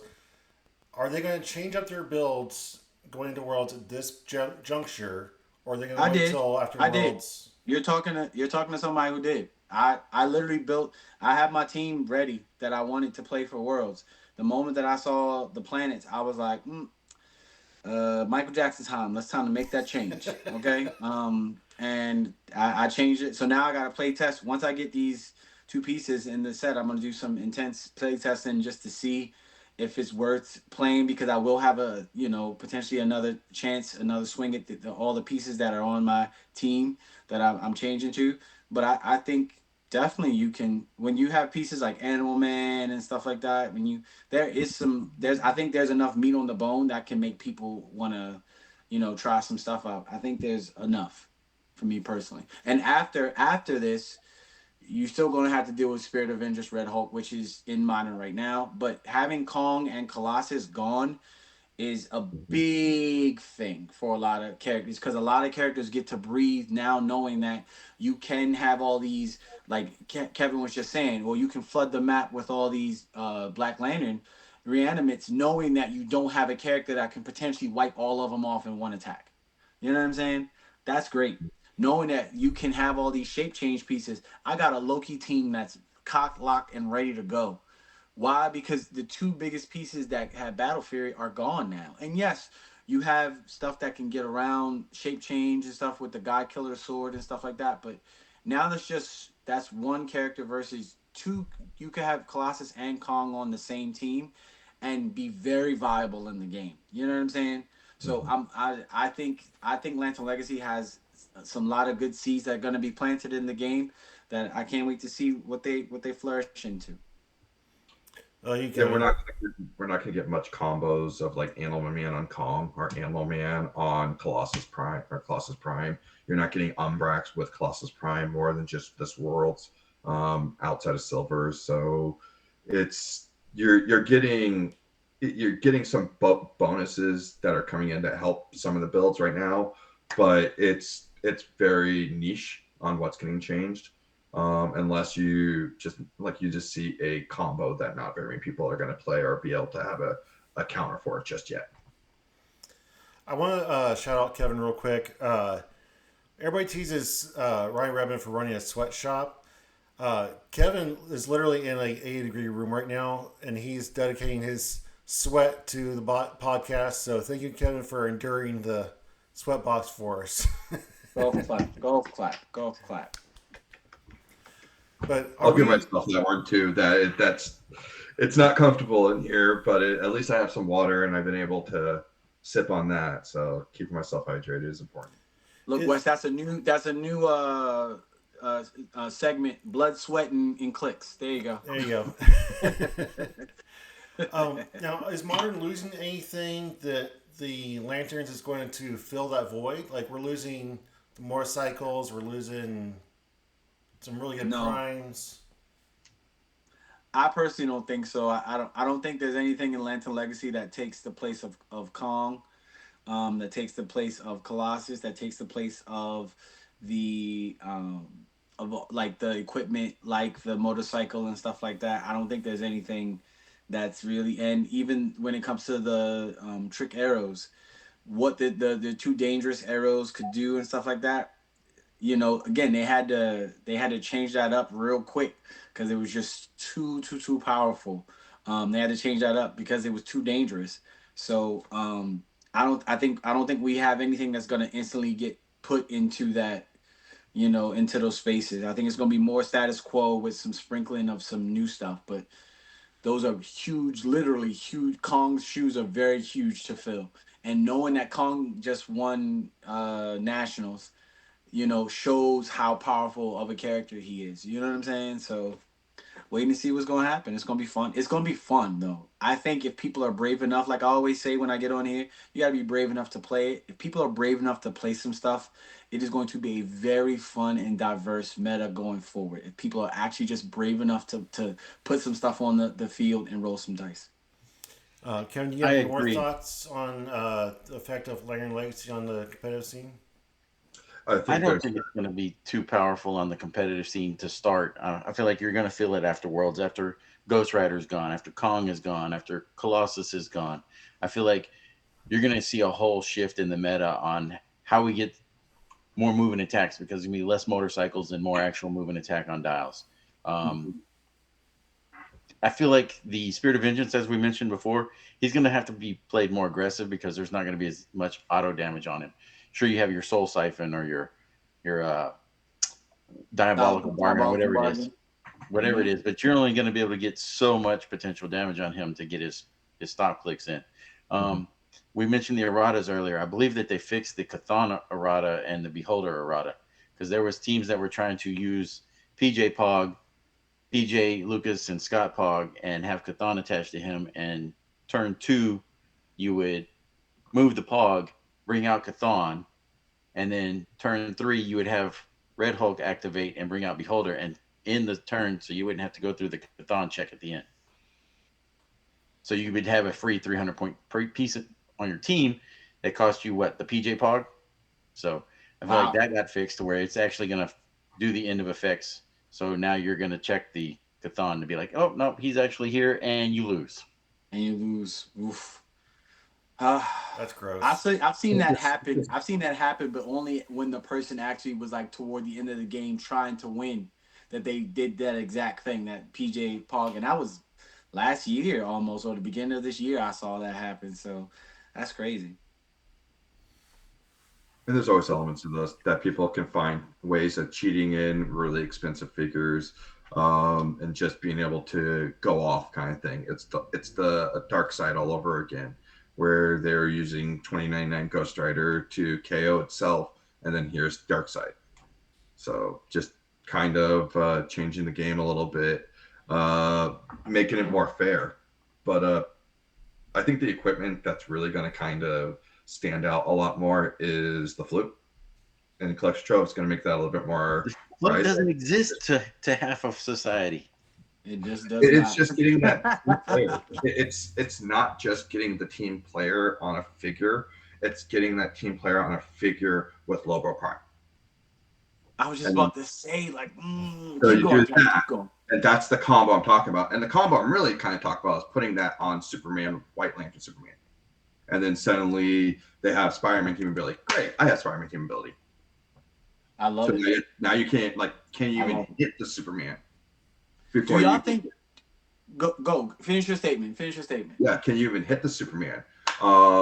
There, and then you can kind of like make a little bit of a Herald team. You can make a little bit of assassin team. That kind. You can even go on theme a little bit more. And I think that's kind of where the meta's kind of heading. Is it's you're looking at these things and saying, oh, this keyword bins this character. This keyword bins that character. Wakanda is now a stronger team because of all the soldiers that were added in Lantern's Legacy. That kind of thing. But really, what's the biggest benefit is that going unthemed, you don't really have a downside anymore because you can just play what's the nastiest thing, and then you can expand the game a little bit more to where you have the best figures on the board, and you have an answer to different things that's going to be out there. And then once the meta changes a little bit, and we have like something that's more direct, then we'll end up seeing. But that's not going to probably settle until Doctor Strange set that comes out. Now, go ahead, Scott. I'm excited for Red, White, and Clix to see what the new meta is going to unfold as. So I feel like that is a perfect opportunity. I don't know if X-Men 97 will be out to mess with it a little bit. I hope it is. But I'm excited to see what the new meta is going to be. I'm tired of Ghost Rider. I'm tired of Kong. I'm tired of Colossus. So let's get to Worlds and move on. Get that rotation done. I'm expecting to see a shift because it's pretty obvious that the whole meta scene, the whole competitive scene really, has been very close combat oriented for a while now. And I feel like from what I've seen in this set, with the loss of the motorcycles that that enable a lot of free movement, a lot of charging, side steps, that kind of stuff, I expect to see range come back. Time Breakers is another big loss too. That's like for the close combat aspect of the game. You know, I wish range was going to be a thing, but like I said, I think with Wheels of Vengeance, Red Hulk, it's still going to be close combat oriented, and even that Superman is going to be close in the sense of you're still going to be close to each other. I think gone now that especially with the short maps, gone are the days where you can just sit back and like Legacy Thanos somebody from 10 squares away. Like that those days are gone, you know? And I don't think they're going to make pieces that work that way anymore. So but it would be nice to see though. It would be nice to see ESD actually matter again because now you see ESD on a dial, you're like, man, this sucks because you're gonna get beat up. You know what I'm saying? What do you think, Kevin? That's kind of one of the things I was thinking is that I think it's shifting to mid-range. I don't think it's going to be. I think you have to be versatile. I don't think you can be just long range or you can't just be close. You have to have an answer for the different elements of the game, and it's going to require just to be at that 4, 5, 6 range level, and then going in when you need to get that extra strike. The things that I look at that are kind of indicative of that is that some of the legacies that are coming out, even though like some of the legacies have long range, but they're close attack people, or they have long range and they do different things at different times. Sedum Yacht, for example, with a 3-stop click, or with it, 3-stop clicks, 100 points. He's a very, very, very strong figure that can shoot, but he also can go up close with his charge. So his whole purpose is to just sit there and hit you for doing whatever you did your mystics, then go in close. It's going to be a game full of answers, which is what the blade, the God Killer blade. That's going to be something that's just going to piss off Spider-Man teams, because Spider-Man team there's going to be some of the super sensitive teams that are going to be in the meta, and that's just going to take it out. and it's going to make people second guess. So I think it's going to be a little bit of versatility, and it's going to be whoever understands how to make a most balanced team.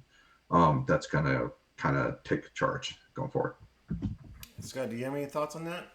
I mean, I just want to say if it's going to go to the mid-range game, why not that Chase Batman? He attacks it close. He can make range at close. So Don't catch people by surprise, man. Don't forget the Orange Lantern giving all the constructs essentially the stop sign. Yeah, we've talked a lot about SOV here. Is he going to fall victim to recency bias? He's been big. He's been dominating for a hot minute.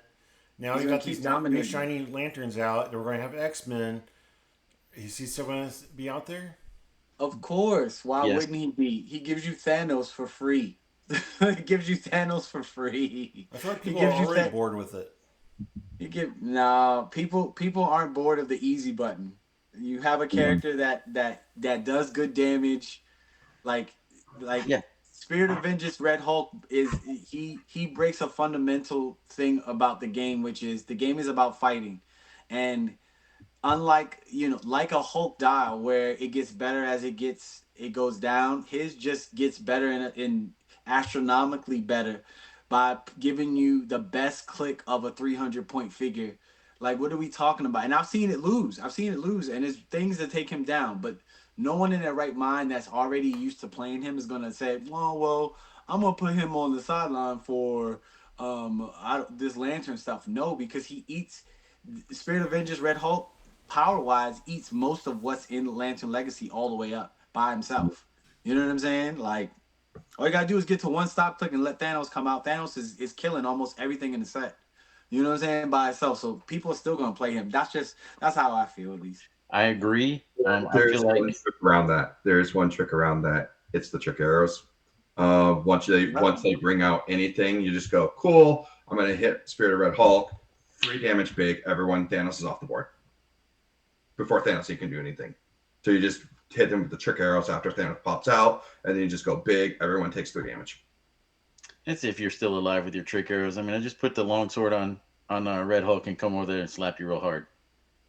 He does damage, man. He does. But yes, both things are true. Like both. I saw him die to trick arrows thanks to Doom having trick arrows, and he used Diabolical Bargain on Thanos, mind controlled Thanos, and it made Thanos go and shoot Red Hulk and Ultimate Hulk, and that hitting Red Hulk and then having somebody die made him go take more damage, and then he got the 300 points from Thanos as well, and the other points from Red Hulk, so it ended the game.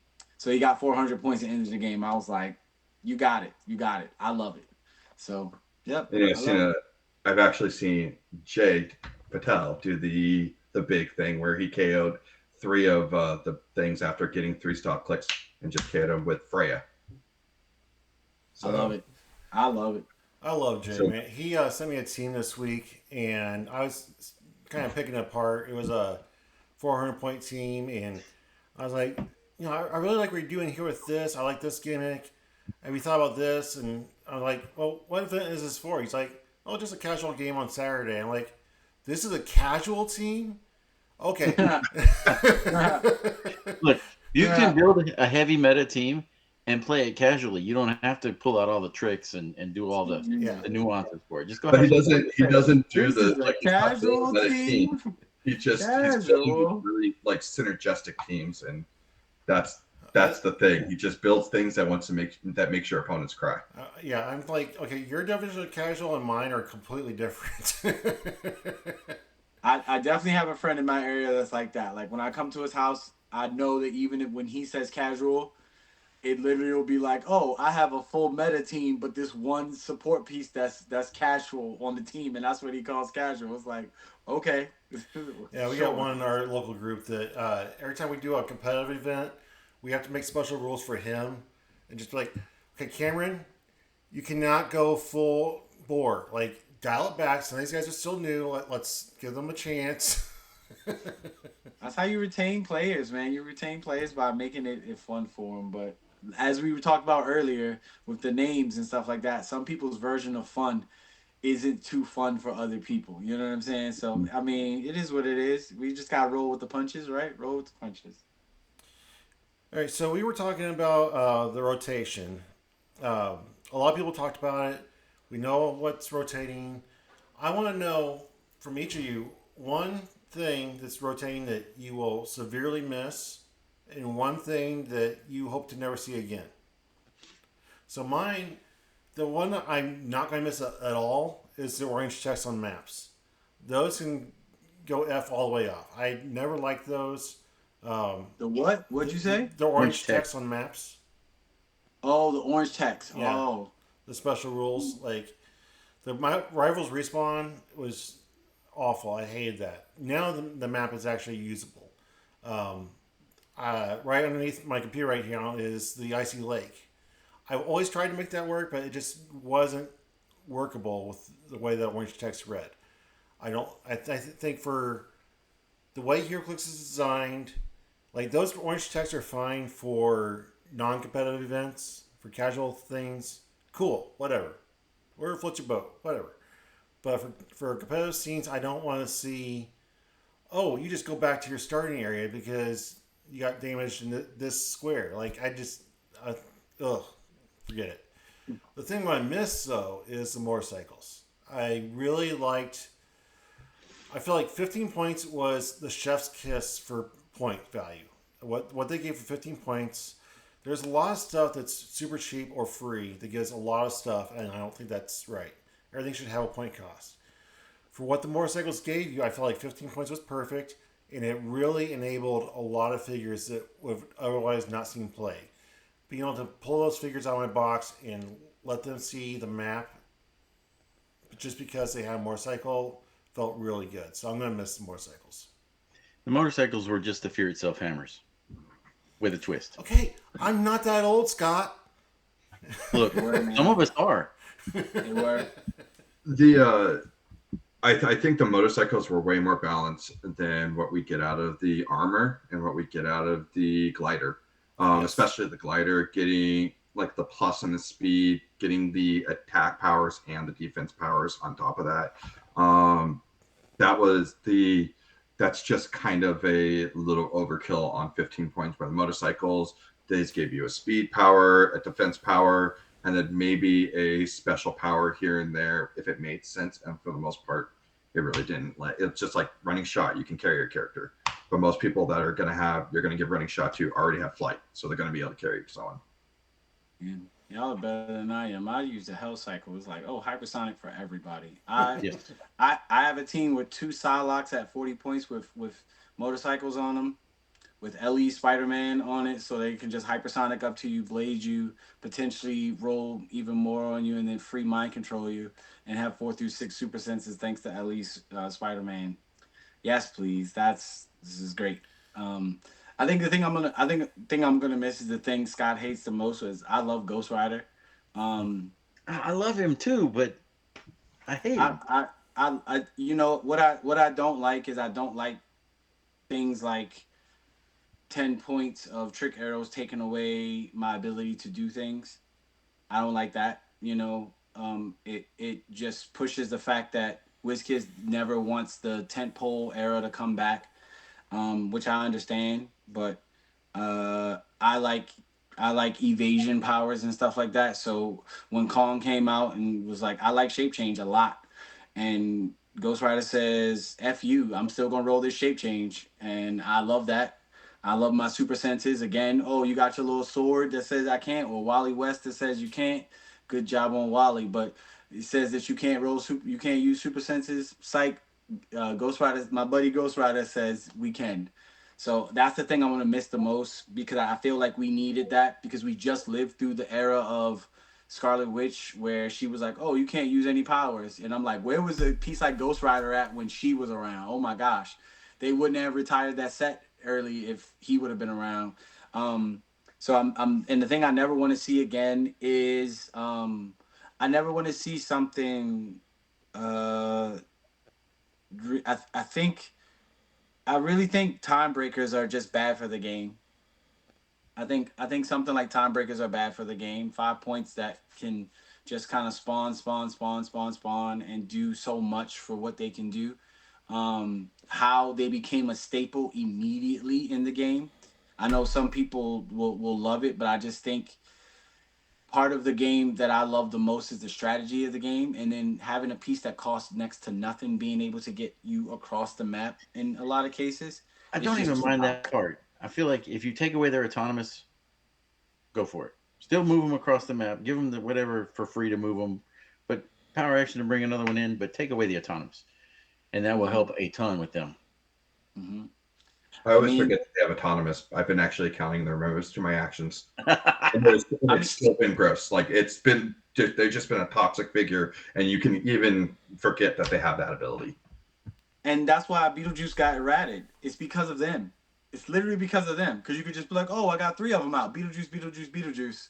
Who cares now? Like it, it's too strong. It's too strong, and that's just a it's a commonplace in the game is that they make stuff that's undercosted and overpowered, and that was just taking it to the extreme. They wanted to do something like that with the tribbles back in the day with the Star Trek set, and it just never really caught on. So they were like, oh, let's just make the same type of thing. Let's make this thing that just spawns, but now let's make it move people.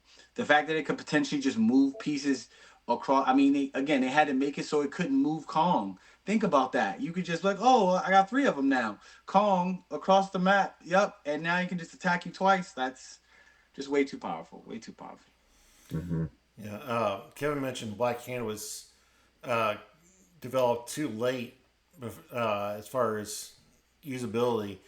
There's an uncommon I think that came 2 sets too late is Des Trivius. That's how it's said. Oh, Where, with the where he assassins and makes stuff everybody like that. assassins. Well, now Yeah, after rotation, we're losing all of our good assassins. yeah. Not in Silver silver. H, he's good. Silver is even like Assassin's even better because now Virage is viable because you can get away with his 80 points. But Yes. right now, he in modern, it's hard to fit 80 and 300 because you need that extra 20, 30 points. That's Trivius making everybody assassin on a non-assassin team, and then you throw in the quirky, weird stuff from next phase. What's her name? Talon. Like that stuff like crazy now, Mhm. but come rotation, it's not going to matter. So it's kind of sad.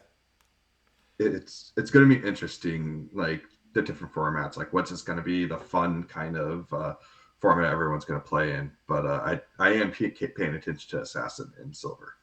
I If I think had that's my way, I would change it so silver only works with retired figures. I wouldn't have modern figures in silver. I just think it takes away the luster of what silver is supposedly essentially be, and it makes it so that you are now looking forward to the if it was only retired figures, it would make it so that you're actually looking forward to new sets retiring so you can add them to your force versus I can just play now I can just play Dark Side and then I can play him with yeah. Scott Porter and Carnage Silver Surfer and what's his name and like the Hawkman guy, whatever I forgot what his Gotcha. name is.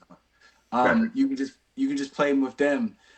So I wish Silver was like that, but it's not right I now. For so I would like I would like edit on Silver just where you can't play figures that are dark side level kind of thing. That the max figure you can play, like cap it down even to 250, like a point cost. Then you eliminate figures like dark side. It's you can still get some really strong ones out there, but it now makes the 200 and 250 point figures a little bit more viable. That's modern, and then no sideline element from modern if you're doing that. Like just all post rotation. it just sucks because it feeds into that one bad apple spoils the bunch. You know what I'm saying? Because Mm-hmm. like no one's like, oh, you shouldn't play 300 point Beholder. It always is the extreme. Like, okay, well, Dark Side was is a bit very powerful fig, but the crazy part is no one would dare play him at 300 points in modern, which I think is crazy. Like it's crazy to me, but the game is set up so that he will not win, and that's crazy to me. Sealed, he has a really good shot at winning, but just Oh my constructed, gosh, no. yeah. That is any. That's why as much as I love seal play, I don't like super seal because super seal generally has a piece that means when I pull this piece and 100 more points, I'm gonna win. Mhm. And I never played during massive time when as much as I wanted to play super seal, I never even touched this up because I knew if I didn't play dark side, two things. If I didn't pull dark side, I wasn't gonna win unless the dark side player just rolls absolutely dog crap the whole time. Or if I pull dark side, I'm gonna feel like crap just destroying people. That's not fun. It's just not fun anymore. You know what I'm saying? It's just I like actual strategy in this game and to think about what I have to do. Dark side is like, oh, I'm here. Now I'm just gonna shoot you. Like, there's no thinking, there's no thought when it comes to a piece like him, you know? So I want Yeah. to circle back to something Antonio said a minute ago about Silver Age being non-modern. I personally would love that for my personal enjoyment, but unfortunately, we have to think about the broader perspective of the community. And one, Wizkids needs to sell product, and they're going to sell the new stuff. They want people to buy the new stuff. Two, new players aren't going to have access to all the Silver Age stuff.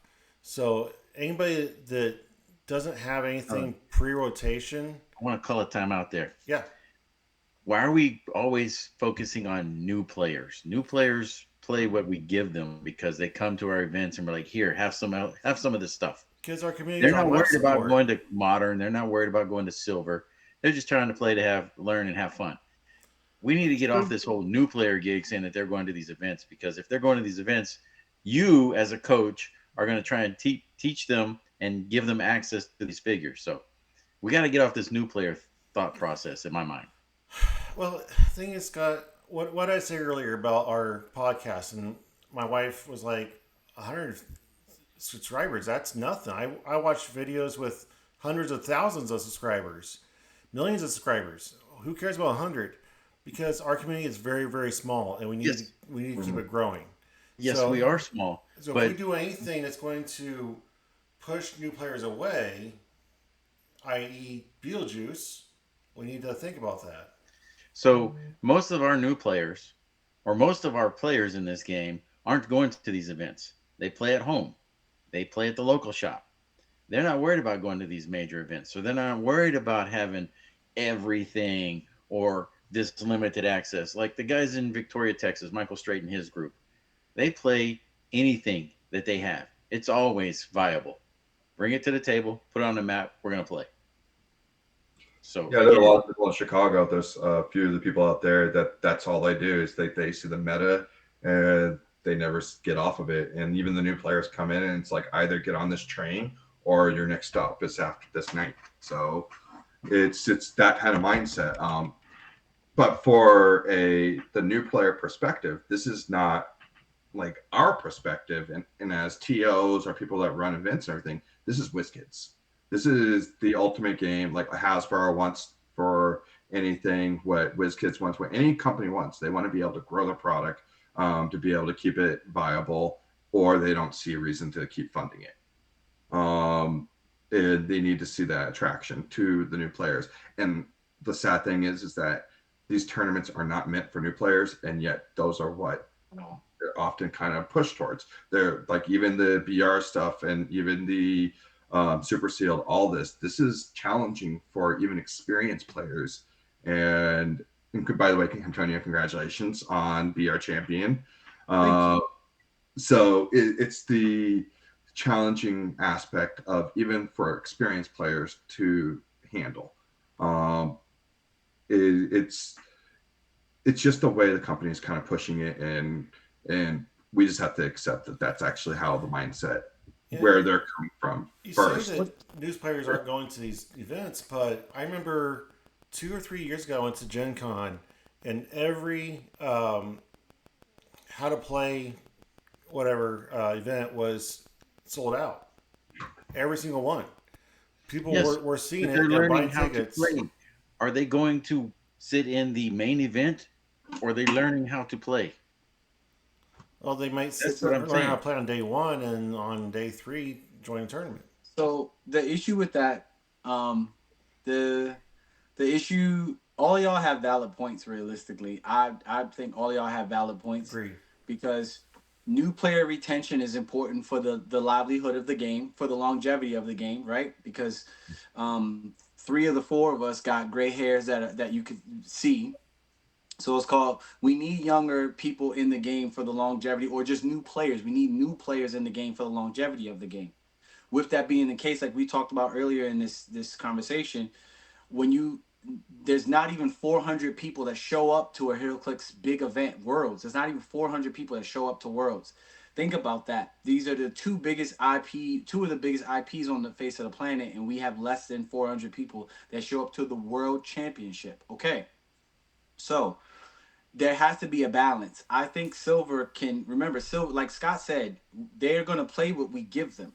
Silver is a made up thing that Wizkids decided that it wanted to be that way. So if Wizkids said, well, guess what? You can only play retired stuff in Silver, and Modern is just exactly that. Modern is only Modern, and Silver is everything that's not Modern. People would still play both formats. You know what I'm saying? Because again, there are people who are gonna play the Silver stuff that want to play with Carnage Silver Surfer and just waiting for the motorcycles to come back on down so they can attach it to it. They're waiting for that. So if they made Silver where it was only Modern, people would still play it. The same thing with Pulp. People love Pulp.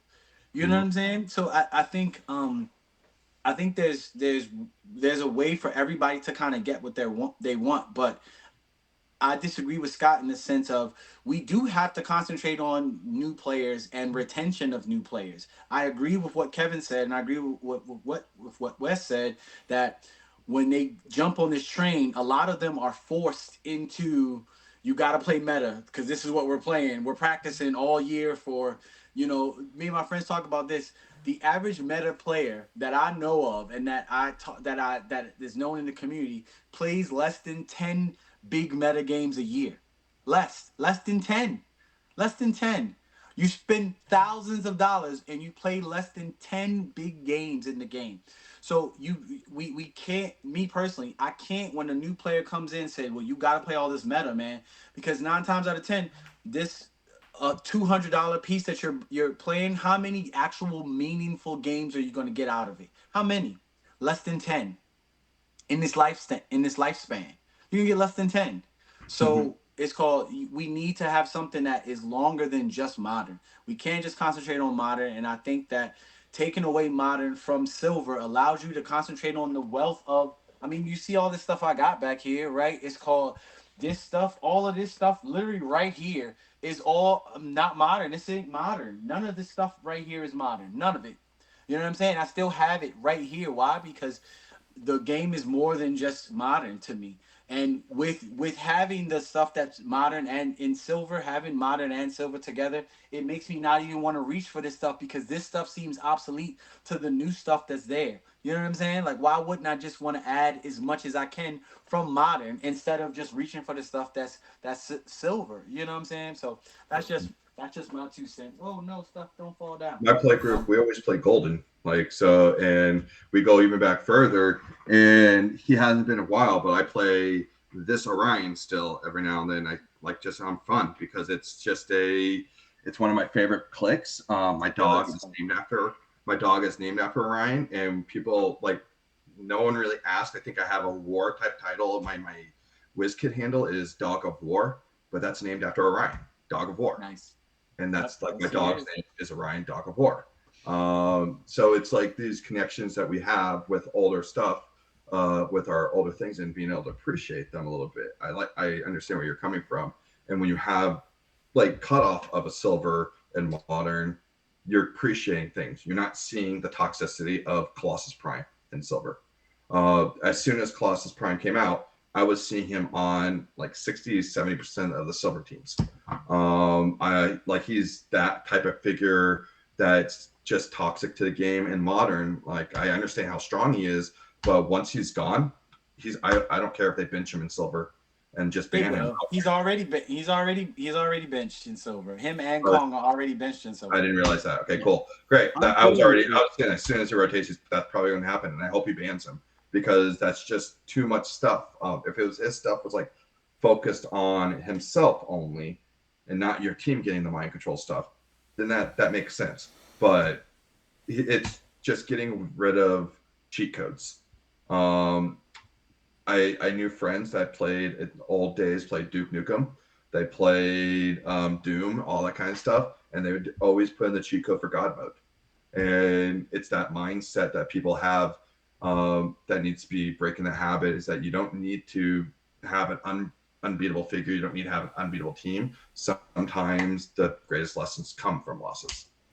All right, so I have a thought, but I want to hear Scott's reply to what Antonio said a minute ago. I was gonna say I agree that if they had that cut right there at modern, saying, okay, this is modern, and then you focus on modern, and this is silver, and you focus on silver, or you can do golden age and focus on everything all at one time.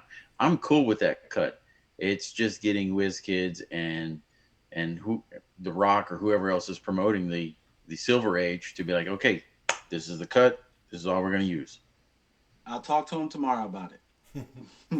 So I was thinking while you were talking about new players and all that stuff, and I feel like we have a pretty good mix of if somebody's a brand new player and they go to an event, what can they play that suits them?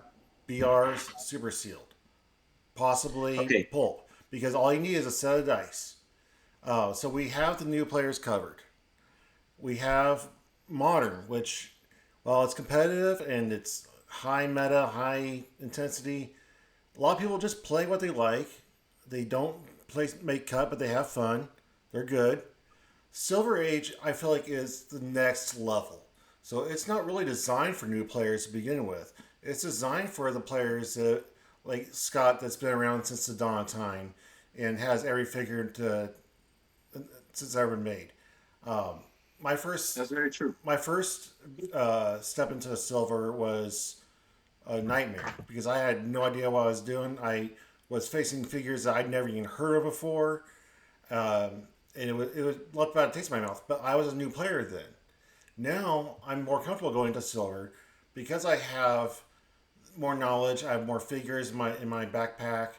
Um, so while I stand by what I said earlier that we need to keep new players in mind, we have them in mind for BRs, for Super Sealed, for Pulp, for Theme, for Modern. It's okay to have one competitive event that is not geared for new players. okay. So if I had a new player walk in the shop today and they're like, "Hey, I want to go to this next major event. It's going to be Worlds. I have roughly 3 weeks to get them ready, 2.5 weeks, whatever. What am I going to help them build to do so? It's going to be a tent pole or it's going to be a one man army because that's going to be the easiest for them to maintain. This is a limited amount of powers that you have to work with. So that's what it's going to be for the new player trying to get into it. But are they really going there to compete or are they just going to go learn and have fun? Like, Right. there's a different mindset for that new player. Like, what is realistic for you? 1 win, 2 wins, championship? I don't think I can't even make it to the championship. It's super hard. It's luck and it's timing and matchups. It's nature It's that. versus nurture, though. If we're Mhm. if we're being honest about it, right? The nature is everybody wants to win. That's natural. People want to win, right? But it all goes about how you're nurtured in this game. If you're nurtured to just be like you only want to play worlds, you only want to go for the world championship, then that's what your mindset is going to be. If you're a competitive player, at if your nature is competitive, we have a player that's in the area that just came on the scene super competitive. He only cares about the competitive. He doesn't want figures if it's not competitive. And it's like, okay, if that's what you want, that's what you want. So when you get players like what you're talking about, Scott, it really whenever a new player walks in my shop or I engage with a new player, I ask them, what do you actually want to do? Are you trying to play at a competitive level, or do you just want a game that you enjoy playing? Because those are two different things. Well, they're totally You know what I'm different saying? things. You bring in that newer player and you're like, okay, let's go have some fun. And then Let's as go we have some start gearing up fun. for something like a states, and if they want to start participating in that gearing up, then hey, we're all for it. Come learn the harder edge of this game. So somebody at Gen Con learns how to play on day one. They have the tools to play in other events over that week or those 4 days, whatever it is. Um, not necessarily have to play in silver. That's more for the more seasoned players, I feel like. Kevin or anybody, you guys have anything else to say before we move on? Yeah, I actually think I've seen new players come into Silver and do fine. It's just how do you teach them, and to how are you teaching them? Are you guiding them? Those type of things. Are they making their decisions, or are you telling them what decisions to make? If you, or in other words, teach them manifest, whatever kind of thing. But the whole point is that when you get to the ability to just kind of help them understand the game state and how to understand action economy and how to understand um, like the action and response type method of the game, it ends up making it a little bit more accessible even in silver. So you can't, I wouldn't discount silver too much. And I've been to last two worlds I've gone to the last 2 years. I've met new players at BRs who played in Team Sealed, who played in the World Championship, and they're only 1 weekend. And they're playing decent teams and they're just having fun. Doing what they said, I pulled this really nice figure, I'm going to play it kind of thing, even if they got stomped. That's super impressive if they're in there playing with 1 week experience, because like you were saying, you have your action economy, you have your timing, your positioning, your threat analysis, which these are not things that most people generally pick up in 5 to 7 days. I had to teach a player how to use Blue Beetle Prime against Darkseid in a BR, 3-person BR. I came in first, they came in second, Darkseid came in third. I mean, Darkseid is going to be a target, but yes. He wasn't a target. I just basically said, don't ever let Darkseid do anything. There's so much nuance in BRs. People do not understand the nuances of BRs. When it's the four of us all facing each other, knowing where to go, knowing when to attack, who to attack with, you know what I'm saying? Positioning your figures so that you can attack as well as counterattack, and being hit from different angles and stuff like that. It's so much more nuanced than a normal game of Heroclix. People just do not understand, and that's one of my favorite. That's why I love BR so much. Politicking.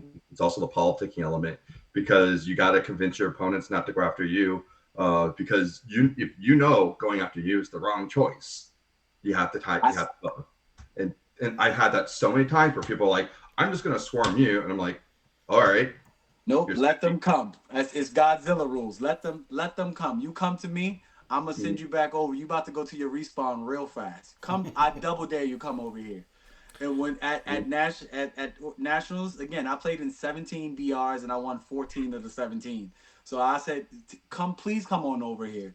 I will destroy you. And the people that didn't listen to me when they did that, one specific game, I'll never forget. It was a guy that he was getting beamed by a Zax, and I said, listen, you have wave. If you perplex yourself and then put the water down and then step into the water, Zax can't shoot you. He didn't do what I told him to. Very next turn, when it was the guy's turn, Zax got waved right up off the map. The dude is heated. He's fuming. All of a sudden, we're like, I tried to give you advice on how to just win. Like, come on, man. Like, it's just... So, I absolutely love it. What else you got, Scott? What you got? America wants to know, Scott, how your draft is going. My draft is over, and it says I'm safe. I'm not going to get cut on the first week, so I'm good with it. Trying to finish that my lineup, see if there's any trades available already. All right, so I want to try something here. It's going to be our first set review, and I have a list of categories I want to rank Lantern Legacy over. I'm going to keep track of what we each rank them, and we're going to give an overall ranking at the end. We're going to do 1 to 5 clicks. 1 click is obviously top tier, top dial. Click 5 is your last click. You're not good. So 1 to 5, what is your overall impression of the Lantern Legacy as a set? I would say... I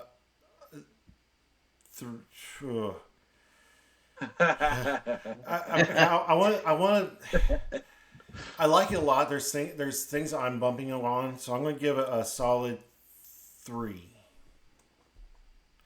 Antonio, what's your overall impression? 2.5. It has this. The pluses are great. I can't overlook the minuses, and the minuses are since lanterns are my favorite DC property, I had very, very high hopes for this set, and those hopes weren't met. So overall, it's a set that I like. I like it, but if I have to be honest with my rating, when the way I talk about it with everyone, it's like a 2.5. All You right. know.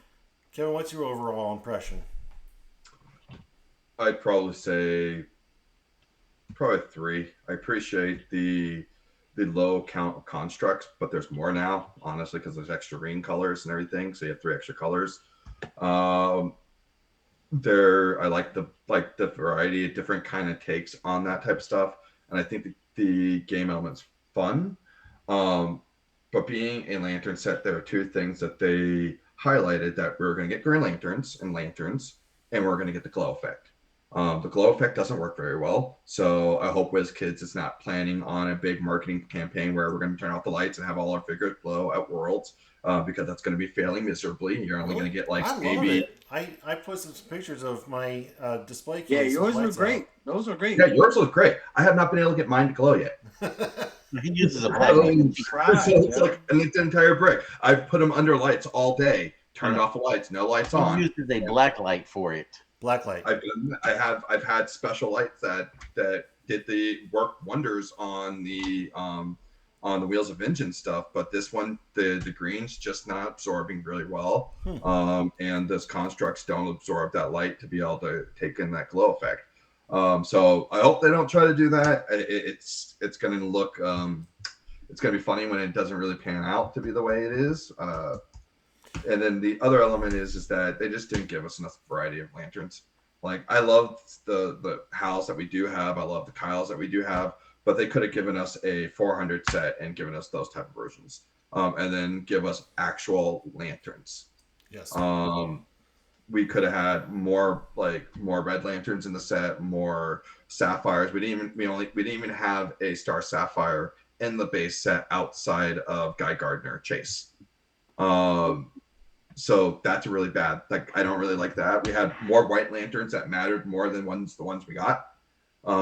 We didn't get Deadman White Lantern. He's the most important one. We didn't get Swamp Thing White Lantern. Would have been perfect with the Swamp Thing and Swamp Thing Prime. That's a Black Lantern, where you could have possibly played all 3 of them on the same team and did some funny stuff there.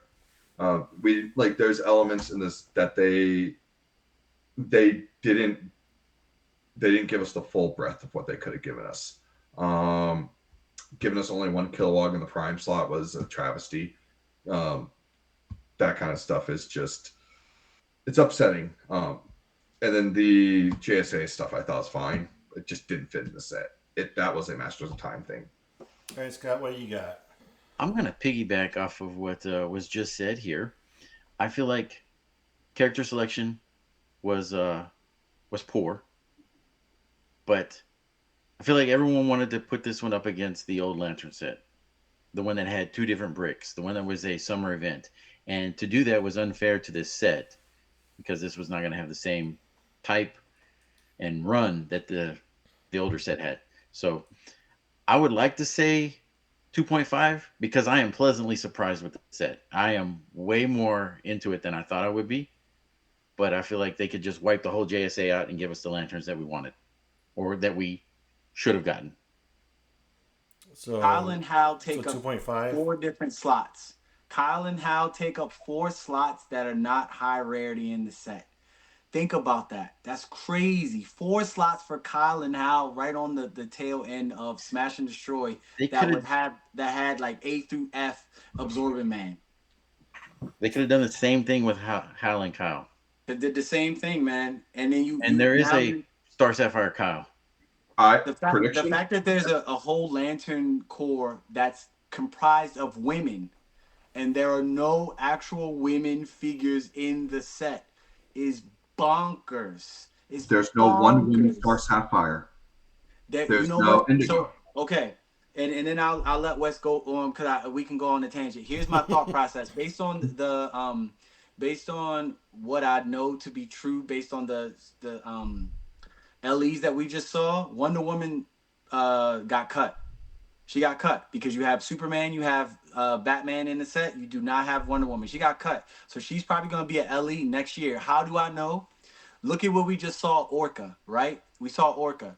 That's an LE. He has a trait called Atlantis Attacks. Who else has a trait like that?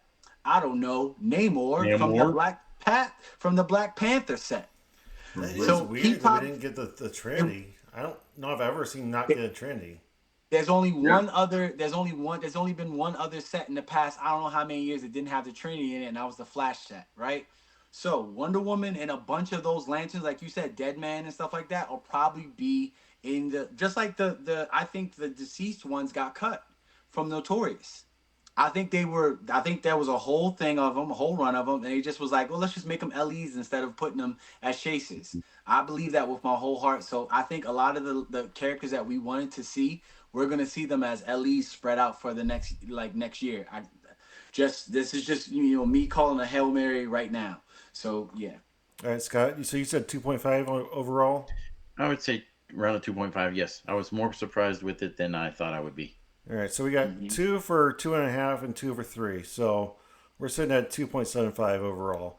All right, specifically sealed, just sealed. I'm not a huge fan. I'm going to say a 4 because there's so much. What's the word I'm looking for? Where they all fit together. Synergy. Synergy. Thank you. So much synergy that you're missing in a blind poll. My 2 sealed events were. I couldn't find anything called poll set up and find my. The CIA wants to hear about Heroclix. That's all that is. My blind polls are atrocious because I didn't have the synergy I needed in those boosters. So I think there's some. You can still make something of it. It's not atrocious overall, but it's specifically for sealed. I'm not feeling it on this set, so I'm going to give it a 4.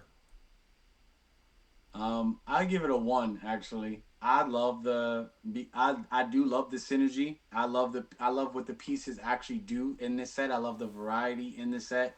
It's power throughout the different rarities, which I think is power through the different CURs, which I think is great.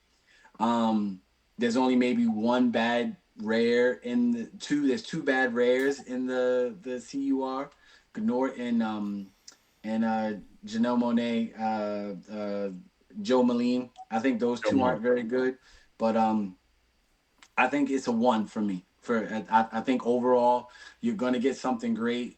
You're gonna be able to pull something together. I understand what you're saying, Wes, of like the synergy might not being able to link up, but I think for the 2 that I saw and for the people that had stuff, even someone who pulled a team that didn't have synergy, when you look like it, when you look at it, like it seems like a jumbled mess, but if you play it well, it actually has tons of synergy to it. So for me, it's a 1. What do you think, Kevin? I missed the point. I thought that it was like 5 was the better thing. 1 was the lower end. No, one is good. 5 is better. One. So you're saying 1 is like you actually don't think it's a good BR. No, I 1 is good. 1 is actually good. 1 is the top. 1 is Okay, like all right. top 2. Okay, I want to keep my 3 before, but that's just the. Yeah. I just think the expectation didn't match. I actually think it's a 1-2 in sealed. I've seen a player pull Superboy Prime with 2 Green Lantern recruits, and didn't win. Like they won 2 games, but they didn't win the ultimate game. They lost to the Atom Chase. Atom Chase and Rotlot Flam. So he's amazing. He's going to be like one that people overlook, and it's just going to be something that cool. Always clearing, always attacking, always doing stuff.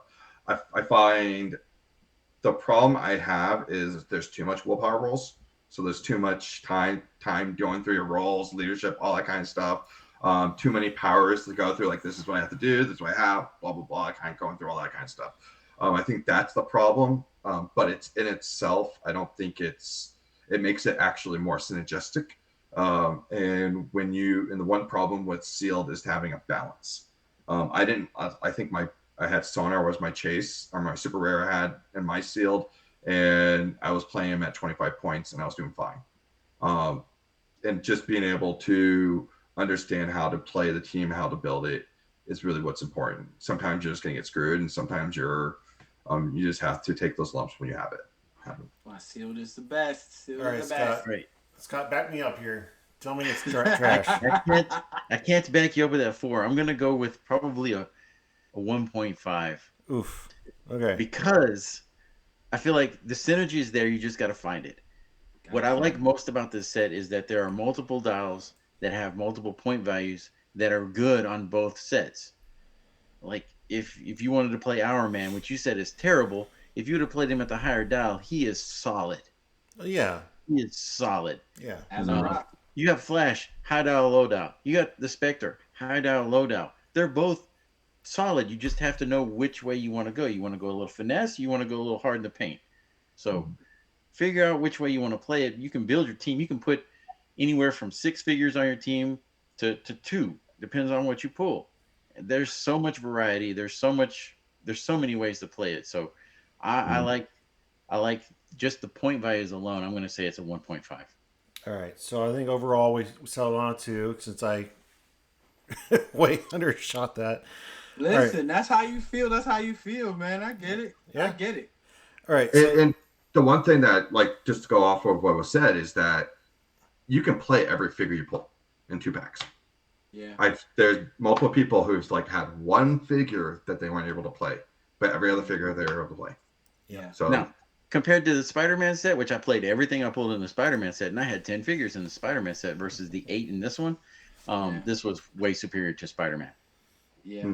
Because you're often sometimes under like 15, 25, even 30 points in the Spider-Man set.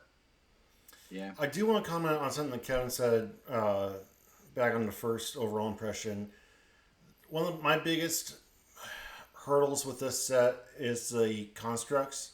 Because if there's one thing, when you think of Green Lantern or any of the lanterns, what do you think of? Generating whatever they can think of, right? That's what they're known for. And you get, 3 or 4 constructs where before we had a million? Like, You had a million, but only like 3 or 4 of them were usable. I don't For the care. most part. I want constructs. They messed I want the up. good, bad, and the ugly. They messed up. What they should have they should have leaned more into the vein of like the broadsword.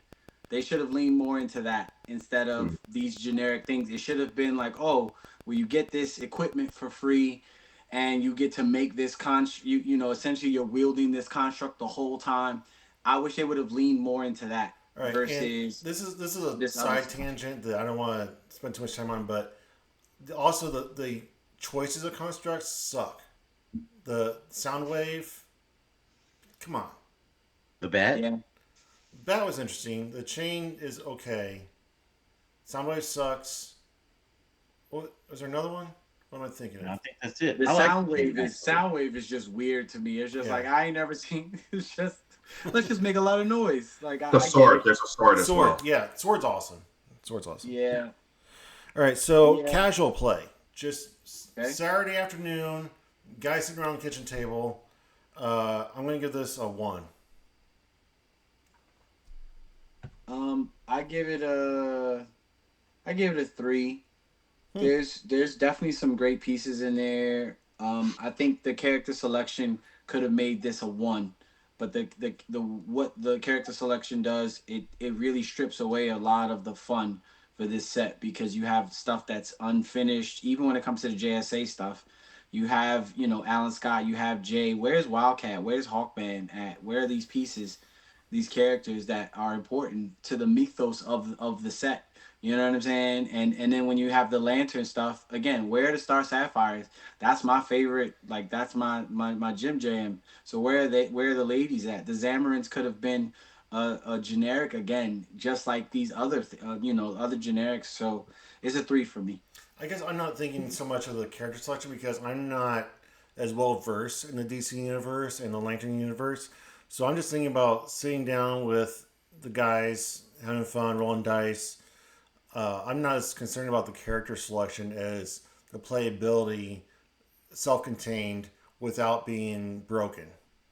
I'm a nerd first, man. Like, so I mean, y'all see my background. Yeah, Like, yeah, no, that's it's about this. Like the characters, the game enhances the source material for me, I agree. and when a dial matches the source material, it gets me even more pumped that it's good. Like, oh my gosh, like this is exactly from this comic or that. Like, it gets me pumped. Mm-hmm. So just having a generic dial that it's just like if you took the name off of Kyle and Hal, the Green Lanterns, Kyle and Hal, that could be anybody. That could be Iron Man. You know what I'm saying? It literally could Yeah, be Iron Man. You wouldn't know that this was a person wielding a ring that can make anything that they can think of. So right. I yeah, was just explaining where my mindset was on that with the one. of course. Kevin, what do you got? For casual play, I think it's 2.5. And my main concern, I do go back to the whole elements that I could have put in to make it more like fun, make it have that feel of playing these storylines that this comes in. Like they did a lot of Black Lantern in this set, but they didn't do some of the more important ones. Um, we have not. I'm not talking about the chases; those are done. But just some of the ones that weren't done already, like Maxwell Lord was important. You could have done something with him. You could have done something with, like we have Spectre, but they could have had Hawkman and Hawkgirl because they were very important. Ralph Dibny and Sue Dibny, they could have done something like that. Blue Uh, Beetle. yeah, Blue Beetle. Yeah, because we just got Booster Gold, and then we got the new Blue Beetle. Um, but now we could have got like the old Blue Beetle coming back and haunting them a little bit. That kind of set, that little synergy storyline that you're building in back-to-back things. Um, and I also feel that they missed on the like just not putting the Star Sapphires. They could have done like they haven't given us Khufu, Hawkman, and they haven't given us Shire or Hawkman yet. Back in the day, the Egyptian, they're the battery for the Star Sapphires. Yeah, the Uh, they missed that boat on a lot of these type of things. We didn't get we didn't get new things that could have made the thing feel more organic to the source material. I wouldn't have cared if they given us a common Scarecrow with the Yellow Lantern or Sinister Corpse again, not the Notorious version that has it, but just a actual Yellow Lantern, a Mirror Red Lantern, things like that could have done a lot more for the game itself. But I believe it's just having what's there and the pieces they did. There's a lot of fun elements you can do with this. Like people are going to be surprised when they see Larfleeze and BRs, and you not battle royals in there, but when you actually play constructed BRs in your local venues, Larfleeze is going to be an all-star because you're getting 3 free figures right there, right off the board. So it's these elements that make the game a lot more fun. And then there's just some things that I would just try to stay away from, like the John Stewart Prime. If you're going for casual, like he's not a casual figure. Neither are the planets; they're not casual figures. Neither like Hal Jordan Chase. I would even put that he's not a casual figure because you're now increasing your chances of having success, and the game's supposed to be about overcoming failures. All right. Scott. I'm gonna go in the mindset of scrub all the figures. There's no sculpts. There's no names. It's just a bunch of dials. I love this set. I love it. I'll put it as a 1. I mean, just for casual Saturday game, it's a 1. No names on it. Everything's equal. Like they're all just number 1, number 2, number 3. I feel like this is a very fun set to play on a Saturday afternoon with random people, strangers, family, friends, whoever. Let's throw some dice. I agree. All right. Pulp play. Oof. That's rough. You don't like pulp, or you're not into pulp, so Yeah. When I think you're about gonna go to 3. when I think about the CUR, I'm not overly excited as far as competitive pulp. Hal Jordan's completely competitive in pulp.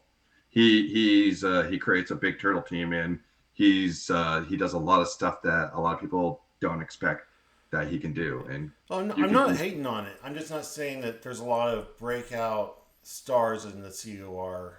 I think, from my perspective. But I don't hate on it either. So I'm just going to give a solid 3, right in the middle. It's not amazing. It's not Deathstroke again, but it's not terrible either. So I'm going to give a solid 3. What do you got? So number one for bullet for me. I mean, I think there's just so many pieces from this set that are just absolutely amazing and astounding, and um, in every rarity, common, uncommon, and common or rare, uncommon, and common. I think there's stars in every last one of them. So I think I give it a solid one. That's the one thing, like Scott just said, the dials are solid in this set. The dials are very, very solid. And I think they each rarity holds things that people will definitely be reaching for. Our kilo, what are we talking about? Full range charge with 12-4 and a 19 defense and a free attack and no Beetlejuice to hinder you. That's insane. Yeah, it's gonna be, it's a number one for me, easy. Kevin? Yeah, I'd say one for pulp. It's every single rarity has at least two figures that are pulp viable. Um, it and then you could probably find gems even in there, like Despitalis, highly pulp viable. He's like people are going to overlook him 25 points, and then suddenly he hits once, and then he spawns out a figure that can't even get points. He's just a figure on the board. That figure hits another Despitalis. That figure hits another Despitalis, and by the way, they're all poisoning when they come in. So and you can't poison them, and they have perplex. So there's like things that can be viable to help build teams to get you over that hurdle and get you the things you need. And then there's like tent poles in this set. Arkill is a tent pole. Especially if you can build around him. Hal Jordan helped keep Arkill at 19 defense, and that's only 195 right there. 20 defense. 20 defense. He 20, be at 20. Keeps him at 19, but gets the +1 defense. Very true. So it's always a 20 defense kind of thing. You have Rock Block Fan. People are going to overlook him, and then suddenly he's shooting people at 7 range or 8 range, and he's just shooting through walls. Doesn't care because now they don't have a response to that. You have figures like who was just looking at for a second, Lara. Like once we get into rotation, like post rotation, now we're dealing with Spider-Man and all these super senses type roles. And here comes Lara, Green Lantern version, and she's just like, I'm going to shoot you. No super senses. I'm going to punch you. No super senses. No super senses for you. And it's only 75 points, and she's hard to take down. You get to characters like Gambler, where you have these characters like with the White Lantern, Batman. He's on his second to last click, and the Gambler says, "Cool, you're dead." So there's figures that get around everything in the set, and I think that's what makes it a one, is that there is answers everywhere for so many different teams. Yeah. All right, Scott? I'm going with a one. Again, I'm going to lean on these point values and the multiple dials for these point values. You can go hard in the paint again, or you can go with the low point dials and finesse your team and figure out where you want to get this extra prob in, or your perplex, or however. And I know that currently we're only getting one of each generic potentially on a build, but if they change that and you can have just a bunch of red lanterns running around, the recruits, that moving poison is going to be gross. They gotta KO something. You can get multiples. Yeah, They just yeah. have I'm to just be. saying that if they change silver to where it says the generics, you can have multiples of them. I mean, that's an easy fix. It would just be like, oh, hey, here you go. Here's a bunch of red lantern corps running around. Yuck. Yuck. Especially if they have a Kyle Rare on the team and he's rolling 5s and 6s on his poison. So nasty. All right, so this next category, I had separated into 2 separate categories, but I'm going to kind of blend them in. They're kind of the same thing. I have meta and competitive play. So I want 2 numbers from you. I want one for specifically meta, the top tier, S tier figures, and then everything else from the top 30 people in a competitive event are going to play and are going to have fun, are going to enjoy, but they're still going to do well. So the top tier meta, and then everything else within the fines of competitive. For competitive, I'm going to give it a solid. I'm going to say 1. I love it. Meta play, 2.75. Like it's not one because it's not broken, but it is really good up there in the meta league. Yet. We don't know what the next two sets are, and I have a feeling the strange set is going to be. It's going to what makes this set broken. Well, that's going to Not be yet. that's a separate category that we're going to get to in a second of interaction with other sets.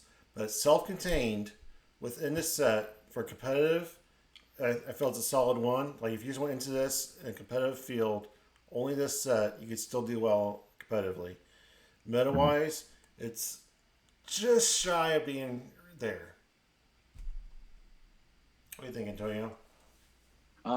I give it a 3 for both. As Really? a matter of fact, yeah, I think it's right there on the level. It's baby bear porridge. It's not too hot, not too cold. It's just right, right. It's just right there on the fence. Um, it has stuff that I think is gonna get overlooked for right now, like it was just mentioned. In a month or two, people are gonna go back to those things, which is why I had to get the planets right away because I see before the end of the year the planets skyrocketing in price once people start to tool them out a little bit and learn how to build around them. Because 80 points of figures that you can attack is 80 points of figures that you can attack. I don't care what nobody says. So yeah, I think it's right there. But the cream always is gonna rise, and I think there's nothing as strong in this set that's to me as strong as Red Hulk, Spirit of Vengeance, Red Hulk. There's nothing as strong as him, but I think there's some great additives. So this set is gonna stay in the meta, but I don't think it's gonna really overtake it so much. So yeah, we'll see. Kevin?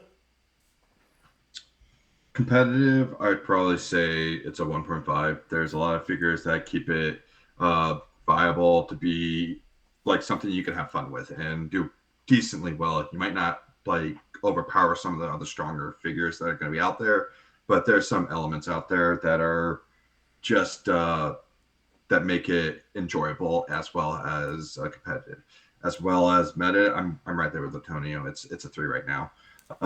It's just mainly because what's in the current meta with the with only a couple weeks from Worlds kind of thing. There's just not a lot of time to really mesh and make it figure out what works and where. There's figures that people overlook in every set and suddenly come back to, and they're now strong.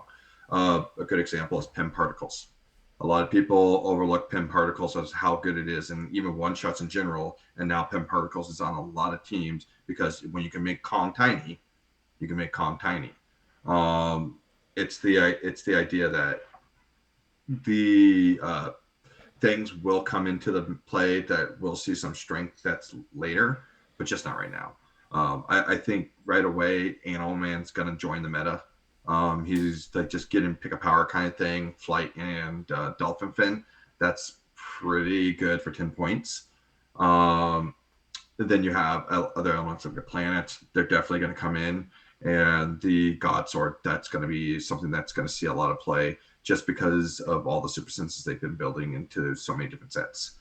And then I think the things that were over like the small point value in this set makes it like fill those little gaps that we don't have. Sometimes we need answers from a Sinestro Corp member on an unthemed team, and 15 points getting a perplex on the board is really good. Scott? All right, you're saying self-contained meta. I'm probably going to go with a 4. Outside of the chases, I don't think you're going to see much other than maybe the Space Dolphin on most meta teams. But self-contained, I feel like it just doesn't have enough to compete with what's current in the meta. Plus, we haven't had enough time to figure it out. So I'm going to go with a 4. For competitive, I will give it a 3 for the same aspects. It's got just enough, but it's not overly abusive. This is really interesting to see all these scores written down. It's all over the place. All right. I mean, we play 4 different types of games. That's true. Very different styles. Sculpts. I am going to say 2. 2? The only thing keeping it from being a 1 is the 10 different Hal Jordans going like this, or the bus stop Batmans. Like I know they changed the paint job, cool, but outside of the chases and some of the super rares, the sculpts are just kind of meh. But the ones that they did do were knocked out of the park, and really disappointed in Mogo to make a planet a flat disc. The Batman Penny looks better. They could have done given a little 3D arc, something to give it a planet, at least a half a planet shape. They wanted it to fit in the. They wanted it to fit in. Like They it's could a bunch have of weight. arced it just a little bit. My understanding, it's a telescope. A Green Lantern is using they're in space looking at a telescope at the planet. I guess. Meh. There you go. It was just disappointing for as much as people talked about it going into it without having seen the sculpt yet. I had my expectations set really high. I understand it had to fit in a booster, but everything fits in a booster and has a 3D effect. It's a planet. It's a flat disc. I'm very disappointed in that. But overall, I'm giving it a solid 2. He doesn't fit in the booster. He could have fit in the booster, but he didn't. That's why he wasn't in War of the Realms. So, but overall, a solid 2. What do you think, Antonio, for sculpts?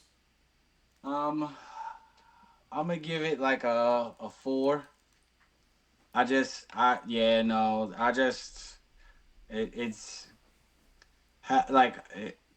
there's not enough oomph on more than half of these things. It's too much just kind of upright standing. I've come to the realization that now that I know how the sausage is made, and I have for many years.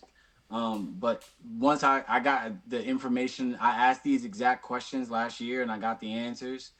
And once I got the answers, I just had to come to the realization that outside of maybe a rare here or there, that a lot of these sculpts are going to have the very generic kind of standing there or the hand out or something like that. It's not going to be exactly what I want. It's not going to be what I want. And, I'm thankful for the sculpts that, again, Jon Stewart looks great. Batman looks great. Superman looks great. They're chases. They're high rarity pieces. But knowing that in the Kyle, even that Kyle, it's based on I know where it comes from. It's on the one shot. That's the Kyle sculpt is based on a picture that's on one of the one shots. So I get it, but at the same time, if you're gonna give me 7 different versions of the same sculpt, make it a good sculpt. If you're gonna flood it, and it's not to me, and I think the set. That's one of the things that brings the set down is the sculpts. Not just the sculpt reuse, but just the sculpts in general. The specters aren't big for whatever reason. They're 2 giants and they're small. I do not like that. I don't like the inconsistency of stuff like that. If you're gonna make characters giant, they need to be bigger than what they should be. The sculpts I just think they're lacking. So it's a 4 for me. Kevin? I'm gonna go with the 4 as well in terms of the sculpts. And it's really two stand out, and that's the Petri dish sculpts, where you at least they put them on the dial this time. But you have 2 characters like that, and then you have the Atom, who's also tiny, and he's a normal sized figure kind of thing. That throws a lot of people off, like, oh, he's tiny, and you get those elements. And then the sculpt reuse, some of the things they did with Kyle was interesting in a sense that they gave us the Orange Lantern Kyle is smiling like a maniac while the other ones are more stern. The Red Lantern has a helmet on. And then they made, I think the Sapphire Kyle, they made him like more paler, like he's glowing kind of thing. And the White Lantern, he looks like he's glowing. So there's a little bit of things there, but the super rares, a lot of them just look like they're just figures on a token. There's no real there's not a level of like this with Darkseid, where you have the beams and he's floating and it feels like surreal in a sense kind of thing. There's just too much sculpt reuse, and the element that they highlighted, the glow effect, it's really just on the base of the dials and not really the outfits of the Green Lanterns, and it's on the constructs. So kind of takes away the elements. But the Orange Lantern construct figure, the little guy, him glowing, that was a pleasant surprise. He doesn't glow. Yeah, he does. Mine doesn't. Oh, mine did. Huh. That's weird. Inconsistencies. I learned that by someone posting, and he was one of the figures that was glowing, and I was like, "What?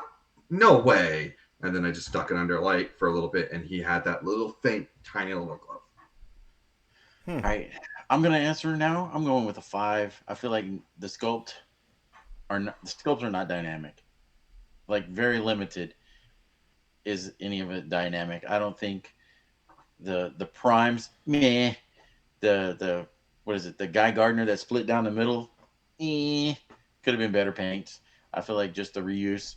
Antonio, would you like to play a game right now? Let's do it. Can you find Rhino from the Smash and Destroy?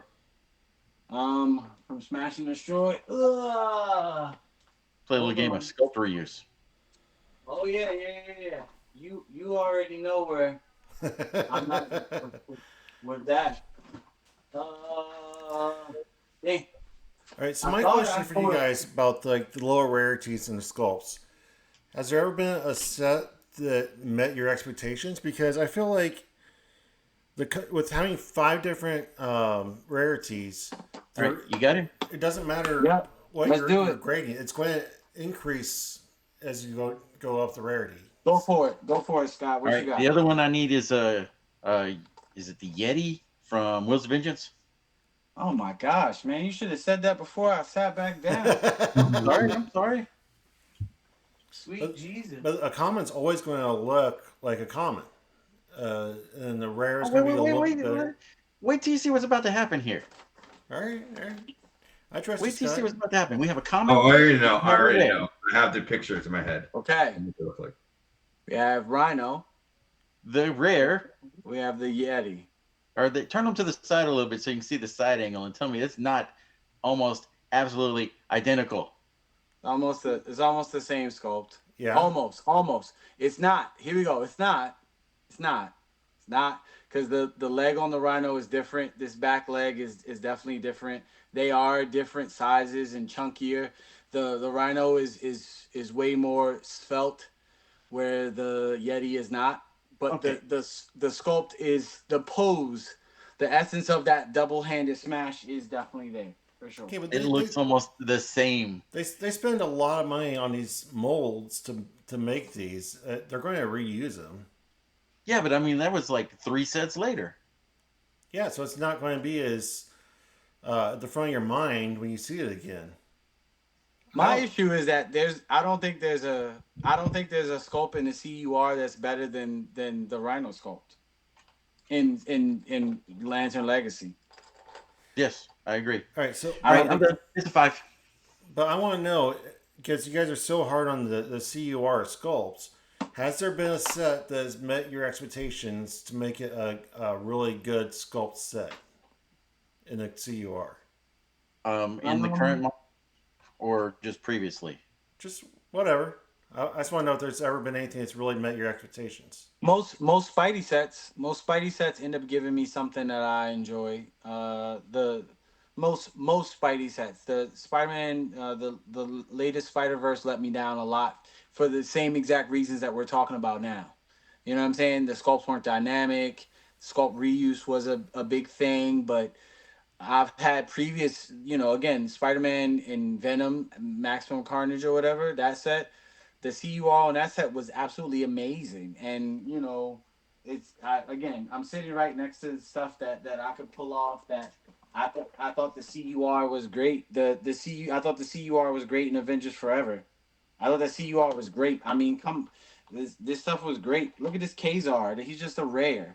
Like that's good. This Ant-Man, I enjoyed that. The Miss Marvel, I enjoyed that. You know, these daggone mindless ones, I enjoyed that. This Captain America, I enjoyed that. So there's some gems in there, man. I mean, I'm gonna go Wheels of Vengeance. I thought that the sculpts in it were really, really good. There's not a lot of sculpt reuse. Um, I don't know. I enjoyed the sculpts out of that set. they What? have it. They have the ability to do it.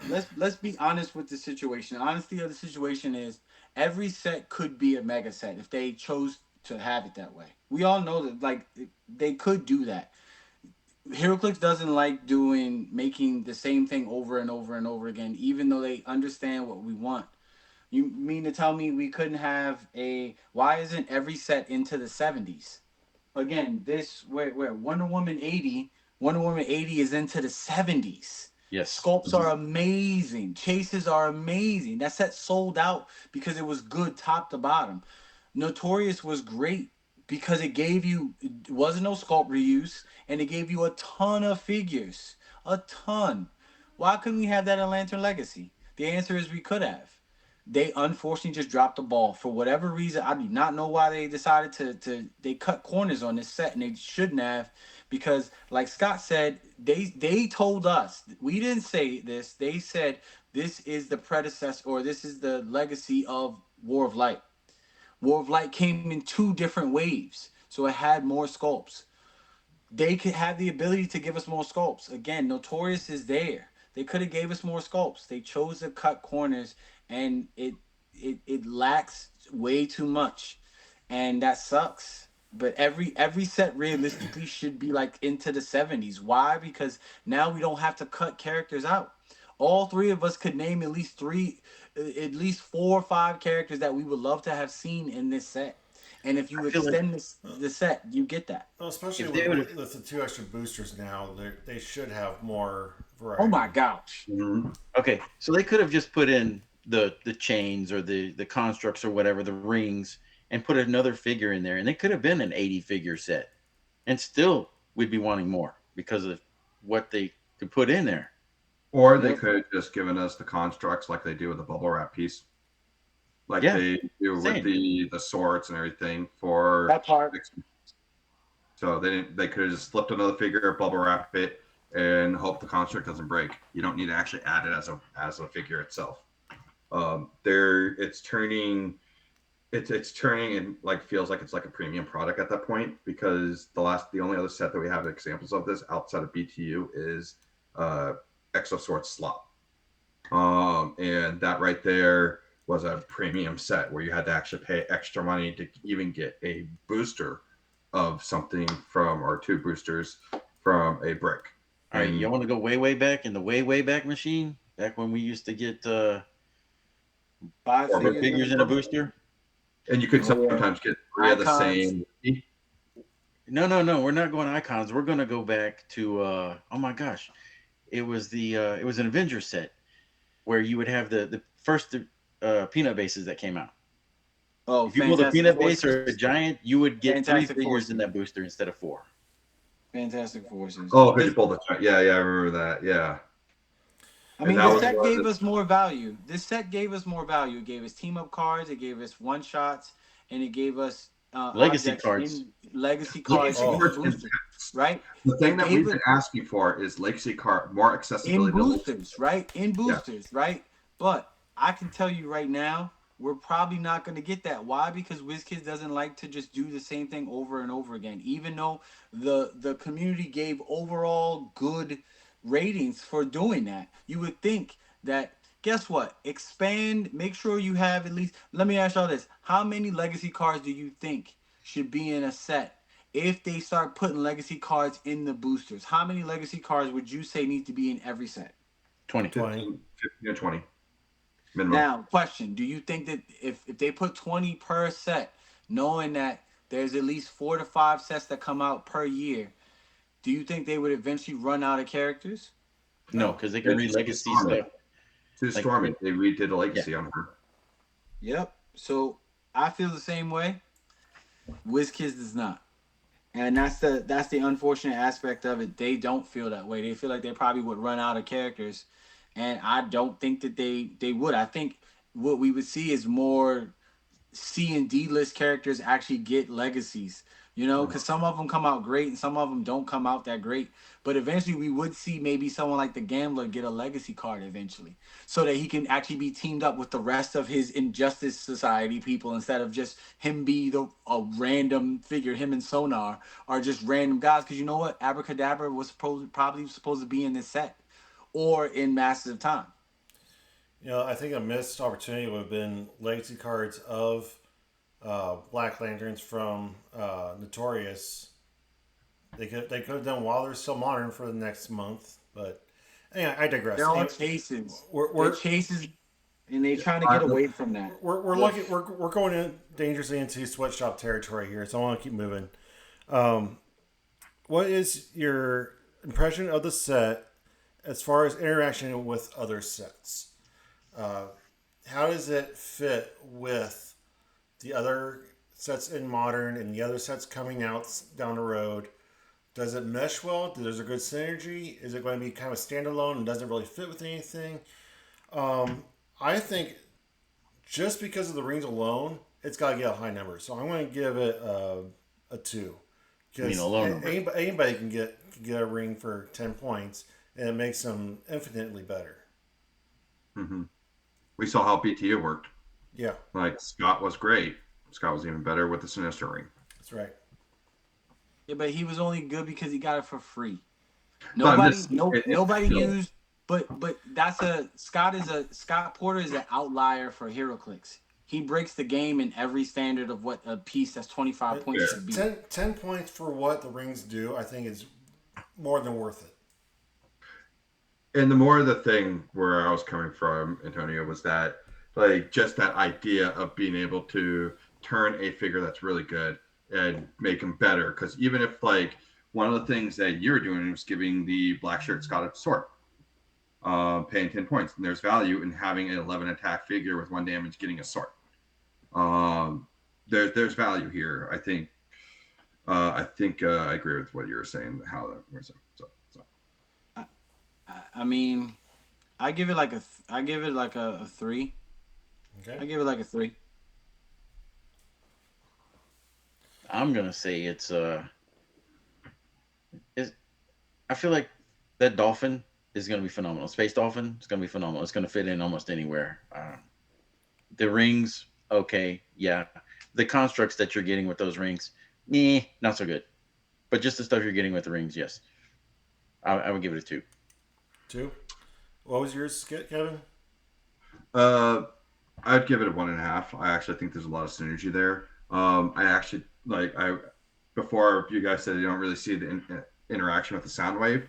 The interaction with the sound wave is people are on elevated terrain. You drop that for free, and then everything is off the elevation terrain. Even giants, even 2x2s, because everything gets knocked back. There is some synergy. There is some alternate strategies that aren't played that much. That is introduced in this game. I find the Atom works really, really well with the Heralds of Galactus, especially Airwalker. The Atom makes Airwalker go. And if Airwalker starts getting damage, you can heal him back up, and then choose to bring in a Herald from the sideline, whoever you choose, in which most of the time people are going to choose Mork, just because he can take away a stop click coming in, and he has mind control.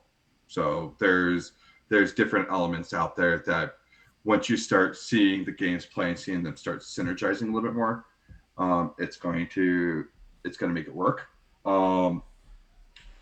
There's a lot of figures in this set that play very well with the gods of Black Panther, like extremely well. A lot of these figures want the armor from Smash and Destroy. A lot of them, like a couple of them, can be pilots to Spirit of Vengeance and replacing the post-rotation Wolverine removal. There's a lot of elements in this game that we just haven't seen it yet. And partially it's because the set was originally supposed to come out in July, and it's coming out in September. My location hasn't even got it yet. Like, we had our pre-release and that's it. Same for me. All right, so you guys want to take a wild shot in the dark at what the overall ranking was? I'm gonna go with probably a 2.7, 2.5, somewhere in there. Antonio, where do you think we fell? Probably like around like a 3. Without actually getting on a calculator and adding up, I think we landed right at 2 because we got 2.75, 2, 2, 2.75, 2, 3, 4.5, 2. So they're all right in that 2 range. So I think overall we landed at 2, which I think is pretty good. Um, uh, there's a lot of sets that do not measure up to this at all. I think overall that the 4 of us are overall pretty happy with it. That's good. The set, I think this is a great overall set. I just feel like the fails are big, and the fails are they're too big to overlook, and Mm-hmm. they are definitely for lovers of the content of the IP like myself. It's a dagger to the heart that's twisted. You know what I'm saying? For every good, I'm just like, damn. Well, it is great that they made Kilowatt, but why they make him a prime? Like they could have made something else. Why they make this? Why didn't they make this person? I can name 10 lanterns right now that they still haven't made, and it's like, why haven't you made these characters? I understand it's got to be licensed in license hell, but other than that, it's like we still haven't had the Crystal Ball lantern. Like that's one of the most famous Green Lanterns. I don't know what his name is, but like he's one of the most famous lanterns they've ever made, and they could have made him, I and will they say didn't. DC is notorious for being very protective of their IP and what Oh they yeah, allow. 1000%. They don't like paying. They don't like paying the artists. You know, them and Marvel don't like paying the artists. So I get it. I get it. I just again, it's just this set was great. This set overall is great, and I told the people that I know that are in design, I said y'all did a great job. Thank you for making a great set. But the misses and the gaps are huge. They feel super big to me, and too big for me to just grin and bear it when I'm asked, do I like it or not? You know what I'm saying? I love the set overall, and I love Green Lanterns. But if I could do a redo of this, I would press the redo button without hesitation. You know what I'm saying? Like, without hesitation. Well, gentlemen, thank you so much for being here and for putting up with my sweatshop. We went way longer than I planned to. I hope you Yeah. guys don't hate me for it and come back again. It was a great conversation. I didn't want to cut it short because we were having such a great conversation.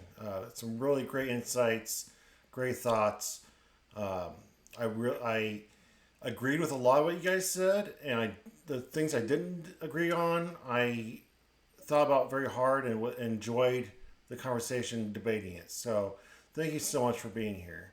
Um, Want to shout out the people that joined our live stream on unboxing and giveaway. We have 125 subscribers now. Thank you so much. Uh,